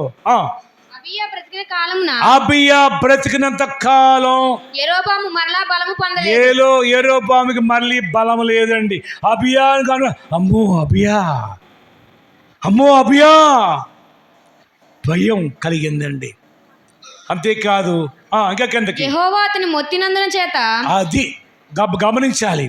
ఇక్కడ దేవుడే యెరోబామును మొత్తాడంట, చచ్చాడంట. అంతవరకు ప్రగల్భాలు పలికాడండి పిల్లారా.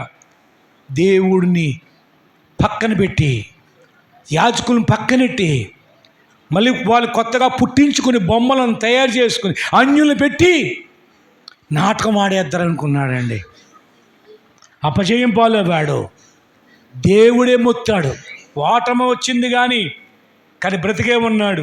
దేవుడు బతికుండడం ఇష్టం లేదు దేవుడికి. ఆడు బతికుండకూడదు అనుకున్నాడు దేవుడు. దేవుడే మొత్తాడండి.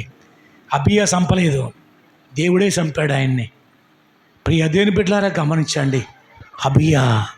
అబియా క్రమం చూడండి.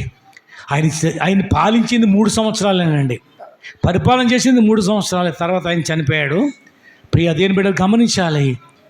కానీ దేవుడు పిల్లరా అబియా విషయాన్ని చూస్తే నేటి క్రైస్తవ సంఘానికి కూడా ఎంత పరుగులపబడుతూ ప్రోత్సాహంగా లేదండి. అలాగ మనము కూడా పిల్లరా, అవునండి, మనం కూడా అటువంటి సాక్ష్యాన్ని కలిగి ఉండాలి. నీకు దేవుడు ఉండాలి. నాకు దేవుడు ఉన్నాడు, మాకు దేవుడు ఉన్నాడు, మాకు ప్రభువు ఉన్నాడు. అయితే అవనిలే, కష్టం వస్తే వచ్చిందిలే, నష్టం వస్తే వచ్చిందిలే, బాధ వస్తే వచ్చిందిలే, ఇబ్బంది వస్తే వచ్చిందిలే, మాకు ప్రభువు ఉన్నాడు అనే సాక్ష్యం చెప్పగలగాలి. ఆ తర్వాత విజయం ఇస్తాడు నీకు. అటువంటి విజయాన్ని మనం పొందాలని దేవుడు ఈ మధ్యకాల సమయంలో ఈ అబియా అనే రాజుని మన ముందు పెట్టాడు. అపజయాలను జయంగా మార్చేవాడండి. నువ్వు పరిస్థితులను చూసి భయపడద్దు. ఇక్కడ అబియా భయపడలేదండి. నాకంటే రెట్టింపు బలం ఉందని భయపడలేదు. నీకంటే నీ శక్తికి మించిన సమస్య నీ ముందుండొచ్చు, నీ శక్తికి మించినటి శోధన నీ ముందుండొచ్చు, నీ శక్తికి మించినట్టుగా సాతానుడు నీ ముందుకు తేవచ్చు. భయపడకో, నీకు ప్రభువు ఉన్నాడు, మనకు ప్రభువు ఉన్నాడు, మన కోసం ప్రాణం పెట్టిన ప్రభువు ఉన్నాడు. భయము చెందకు భక్తుడా, ఈ లోక ఛాయలు చూచినప్పుడు దిగులు చెందకు భక్తుడా. భయము చెందకు భక్తుడా, ఈ లోక ఛాయలు చూచినప్పుడు దిగులు చెందకు భక్తుడా. భయము చెందకు నీవు, దిగులు చెందకు నీవు. భయము దిగులు చెందకు నీవు, జీవామిచ్చిన యెహోవా ఉన్నాడు. ఓ భక్తుడా, ప్రాణం పెట్టిన యేసయ్య ఉన్నాడు. జీవామిచ్చిన యెహోవా ఉన్నాడు. ఓ భక్తుడా, ప్రాణం పెట్టిన యేసయ్య ఉన్నాడు. బబులోను దేశమందున ఆ ముగ్గురు భక్తులు పంబాకు మొక్కనందున. బబులోను దేశమందున ఆ ముగ్గురు భక్తులు పంబాకు మొక్కనందున. అగ్ని బంధించే రాజు అగ్నిలో పడవేసి, అగ్ని బంధించే రాజు అగ్నిలో పడవేసి, నాలుగో వాడు తిరగలేదా. ఓ భక్తుడా, నాలుగో వాడు తిరగలేదా, నాలుగో వాడు తిరగలేదా. ఓ భక్తుడా, రాజు రమ్మని పలకాలేదా. భయము చెందకు నీవు, దిగులు చెందకు నీవు. భయము చెందకు నీవు, దిగులు చెందకు నీవు. ఓ భక్తుడా, ప్రాణం పెట్టిన యేసయ్య ఉన్నాడు. జీవామిచ్చిన యెహోవా ఉన్నాడు. ఓ భక్తుడా, ప్రాణం పెట్టిన ఉన్నాడు. ఐగుప్తు దేశమందున ఐగుప్తు దేశమందున ఆ యోసేపు పాపము చేయనందున. ఐగుప్తు దేశమందున యోసేపు పాపము చేయనందున. బంధించే రాజు చెరచాలలో వేసి, బంధించే రాజు చెరచాలలో వేసి. ఓ భక్తుడా, రాజ్యమంతా ఏలాలేదా, రాజుతో కలలో చెప్పలేదా. ఓ భక్తుడా, రాజ్యమంతా ఏలాలేదా. భయము చెందకు నీవు, దిగులు చెందకు నీవు. భయము చెందకు నీవు, దిగులు చెందకు నీవు. జీవామిచ్చే యెహోవా ఉన్నాడు. ఓ భక్తుడా, ప్రాణం పెట్టిన యేసయ్య ఉన్నాడు. జీవామిచ్చిన యెహోవా ఉన్నాడు. ఓ భక్తుడా, ప్రాణం పెట్టిన యేసయ్య ఉన్నాడు. ఆస్తి అంతా అయిపోయినా, ఆ దేహమంతా కురుపులతో నిండి ఉండినా. ఆస్తి అంతా అయిపోయినా, ఆ దేహమంతా కురుపులతో నిండి ఉండినా. అన్నీ ఇచ్చిన తండ్రి అన్నీ తీసుకుపోయి, అన్నీ ఇచ్చిన తండ్రి అన్నీ తీసుకుపోయి. అన్ని యోపు పలకలేదా. ఓ భక్తుడా, రెట్టింపు మరలా ఇవ్వలేదా. అన్ని యోపు పలకలేదా. ఓ భక్తుడా, రెట్టింపు మరలా ఇవ్వలేదా. భయము చెందకు నీవు, దిగులు చెందకు నీవు. భయము ఇకలో చెందకు నీవు జీవమిచ్చు యెహోవాను భక్తుడా ప్రాణం పెట్టిన యేసయ్య ఉన్నాడు జీవమిచ్చిన భక్తుడా ప్రాణం పెట్టిన యేసయ్య ఉన్నాడు. మనకెవరున్నారు? జీవం ఇచ్చిన యెహోవా ఉన్నాడు, ప్రాణం పెట్టిన యేసయ్య ఉన్నాడు. అబియాకు యెహోవా ఉన్నాడు, అబియాకు దేవుడు ఉన్నాడు. మనకు యెహోవా ఉన్నాడు, జీవం ఇచ్చిన వాడు, ప్రాణం పెట్టిన యేసయ్య కూడా ఉన్నాడు. భయపడకండి, పరిస్థితులను చూసి ఎలాంటి భయపడవద్దండి. కానీ ఆయన యందు ఉండండి, ఆయనతో ఉండండి. ఇదిగో ఈ క్రమములో మనం ఉందాం. దేవుడు ఒకవేళ అపజయంగా ఉన్నటి యొక్క పరిస్థితులను నీకు జయాన్ని ఇవ్వబోతున్నాడు.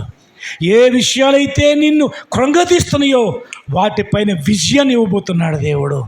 అవునండి, కుటుంబ విషయంలోనా, ఆర్థిక విషయంలోనా, బిడ్డల విషయంలోనా, భర్త విషయంలోనా, భార్య విషయంలోనా, ఆర్థిక విషయంలోనా, ఏదైనా కావచ్చు, నీకు విజయాన్ని ఇవ్వబోతున్నాడు. నీ శ్వాసాన్ని విడిచిపెట్టకు, నీ ధైర్యాన్ని విడిచిపెట్టద్దు. నీకు ప్రభువు ఉన్నాడు, నీ కోసం ప్రాణం పెట్టిన ప్రభువు నీ కోసం ఉన్నాడండి. అవును, అయితే మనం ఆయనను అర్థం చేసుకోలేకపోతున్నాం. ఆయనను మనం ఇప్పుడు అర్థం చేసుకున్నామని నేను నమ్ముతున్నాను. అవును, మనం కూడా అభియలాగా మరలా ఇంటికి వెళ్ళి ఆ వాక్యాన్ని చదవండి, ధ్యానించండి. నేను మధ్యలోనే చదివాను. ఆ అధ్యాయం చదవండి ప్రియులారా, అద్భుతం. ప్రియ దేని బిడ్డలారా, ఆ రోజుల్లో బైబిల్ ఉందా? ఆయనకి లేదు. ఏవండి, ఆ రోజున సంఘం లేదు. కానీ దావీదుని బట్టి ఆయన దేవుడిని, ఆయన ఏవండి దేవుడుగా ఆయన కలిగి ఉన్నాడు. గనుకనే యెహోవా దేవుడుగా గల జనులు ధన్యులు. అట్టి కృప దేవుడు మనకందరికీ నీ దయచేయుగాక. తల్ల వంచినట్లయితే, కళ్ళు మూసుకున్నట్లయితే ఒక్క నిమిషం మీరందరూ ప్రార్థన చేయండి. అబియాలాగా నేను కూడా ప్రభువా, మాకు కూడా నీవు ఉన్నావు ప్రభువా, మాకు దేవుడున్నాడు. అబియా చెప్పినట్లు మేము చెప్పగలగాలి నాయన. ప్రభువా, ఇదిగో మాకు సేవకులు ఉన్నారు, మమ్మల్ని గద్దించి మనం సరిచేసి సరిదిద్దే సరైన మార్గంలో నడిపించే సేవకులు ఉన్నారు. పరిచారకులుగా మా ఇంటిలో లేవాలి. మా ఇంటిలో మా బిడ్డలు లేక మేము పరిచారకులుగా ఉండాలి, పరిచారకులుగా మారాలి ప్రభువా అని ప్రతి ఒక్కరు ప్రార్థన చేయండి. మనలో మన యొక్క జీవితంలో అర్పణలు ఉన్నాయా?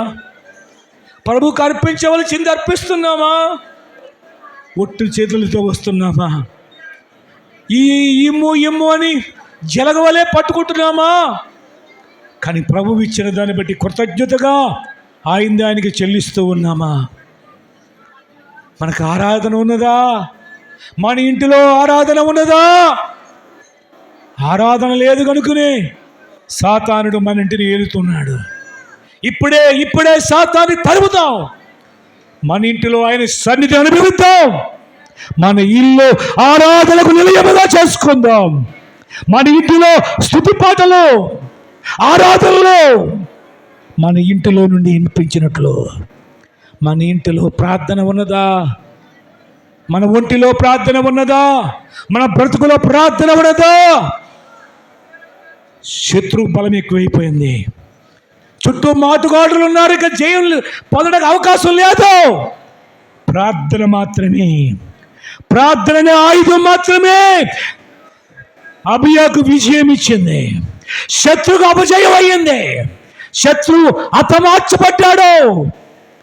నీ మీద ఉన్నటి శత్రువులన్నీ అపజయం పాలు పొందాలి. నీకు జయం రావాలి అంటే ప్రార్థించే బిడ్డగా, ప్రార్థనాత్మ కలిగిన బిడ్డగా ప్రార్థిద్దాం.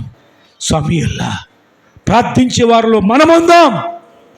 సకల ఆశీర్వాదములకు కారణభూతుడైన మా తండ్రి, స్తుతులు, వందనాలు, స్తోత్రాలు, కృతజ్ఞతలు ప్రభువా. ఈ సమయంలో ఇంతవరకు మరి ధారాళంగా విస్తరించి మరి నీ వాక్యాన్ని ధ్యానించుకునే భాగ్యం ఇచ్చారయ్యా.